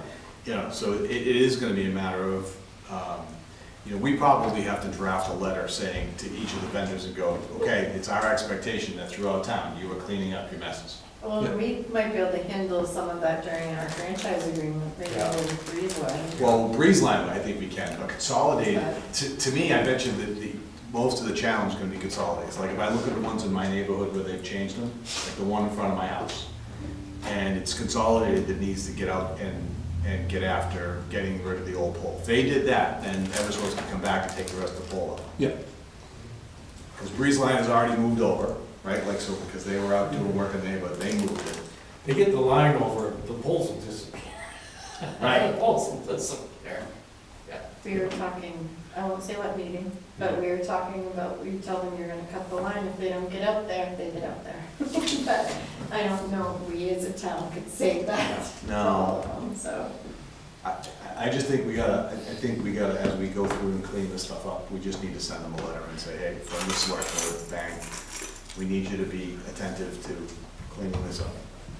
We get a report from a utility communication. There's some of the stuff on here that we're waiting for years. So, actually, you know, it's an interesting idea though. What if we ask the energy committee To pursue it. to kind of you know, take a look at that, just as an aside, hey, how do we best kind of make sure that this gets squared away? That may be something. I have 13 poles on this list. There's way more than that. Well, there might, this is only comes from, can't remember where, it's engines, we get it every week. Both Ben and I get it. Ben gets both. Yeah, So 'cause Ben Ben gets, used to harass me to get our stuff moved. so he gets one report, and there are different polls on that, and I get another. So there's 13 on mine. I'd have to ask Ben how many are on his, but there probably is more. That's why we ended up with a bucket truck, because I told him I was done using the ladder truck for it. Electric bikes. Oh, yeah. See lots of electric bikes screaming down the sidewalks. And regular bikes aren't supposed to scream down the Right. sidewalks. Well, So I I know the PD has looked into this, or I know Chris Carter's, I talked to Bean briefly about this before I realized how much of a problem it was. And he was saying that Chris Carter was looking into different RSAs and whatever, what's enforceable and what's not. But I noticed a lot of it around town the past couple of weeks where they're literally screaming down the sidewalks at 20, 30 miles an hour. So I don't know if that's something you want to, at least touch base with Bean on it. Yep. Or is it something that we need to put as a town, I mean, I don't think it's something you need to actually put a town ordinance on or I something. think there's already a lot of Are they existing. Should be, because aren't they really OHRVs? I don't think you're even allowed to ride a bicycle. I don't think so, I think it's Technically not, Moped almost. yeah, You see most kids. people don't worry about it, but. strictly a PD issue, I Yeah. think, but. I think you see kids on the sidewalk, you really don't say too much, but nobody's supposed to But- ride. But you know Right. that, I mean, there's spots in town, in town that Yeah. are trying to rent them, right? Like, I know that, one of the questions I asked them was more like, oh, have we developed any trails? Who's trying to rent them? So Alto Performance rents them. Oh, That's that's a not good here, one. that's in Bridgewater. I know, I get it, but it ends up, right, like, I don't and they're basically like little dirt bikes, Yeah, right? Yeah, I mean, there's not, you don't have. They're mopeds. Yeah, I don't know why they're not supposed to be registered on there. Yeah. But it's kind of like an OHRV, right? So like, I don't Maybe know. you're not allowed to drive an HRV on the road. Right. Most No, towns, you're not allowed to. and that's, I've seen them rip it up Unless- Shore Drive the wrong way too. Yeah. Yeah, they're bicycle, right? You're supposed to follow traffic rules. Well, I know. Even bicyclists. I, do that. yeah, I tried one for the first time the other day, just at work. Oh, they fly. Holy, yeah. And it wasn't even on full power. Hang on tight. Last thing I had, Historic District Commission met last week. Pretty much, we met with Ben and, I feel bad, I can't remember her name, his wife, Alicia. Alicia. Yes. Yes, Ben and Alicia came in, had a good meeting with them, discussed the sign on Lynn Cross, or the old Lynn Cross. The new Yeah. Bliss building. What's that? The new Bliss building. The new, yeah, so, but it was a very good conversation. Basically was, I don't think there was any ill intent on their part whatsoever, and kind of a learning experience for them and for the town as well. And just that it needs to be run through the proper channels in the future. They offered to make it smaller where it actually says Bliss. I was like, I don't really think it necessarily needs to be done, but they may be doing that. But they were, just appreciate them coming in and discussing it with the town. Yeah. Bottom line is it's staying. Yeah. Yes, yeah, and it, they were concerned, and I brought up the concern, it's, what if another artist moves into town and puts a mural on another building that's, not in good taste, the town needs to be able to say, hey, no, you can't put that there, so. But that's all I got. Kate, you get any? So much for the public. Yeah. Motion to adjourn. So moved. Second. And second. Motion by Sean, second by John, all those in favor? Aye.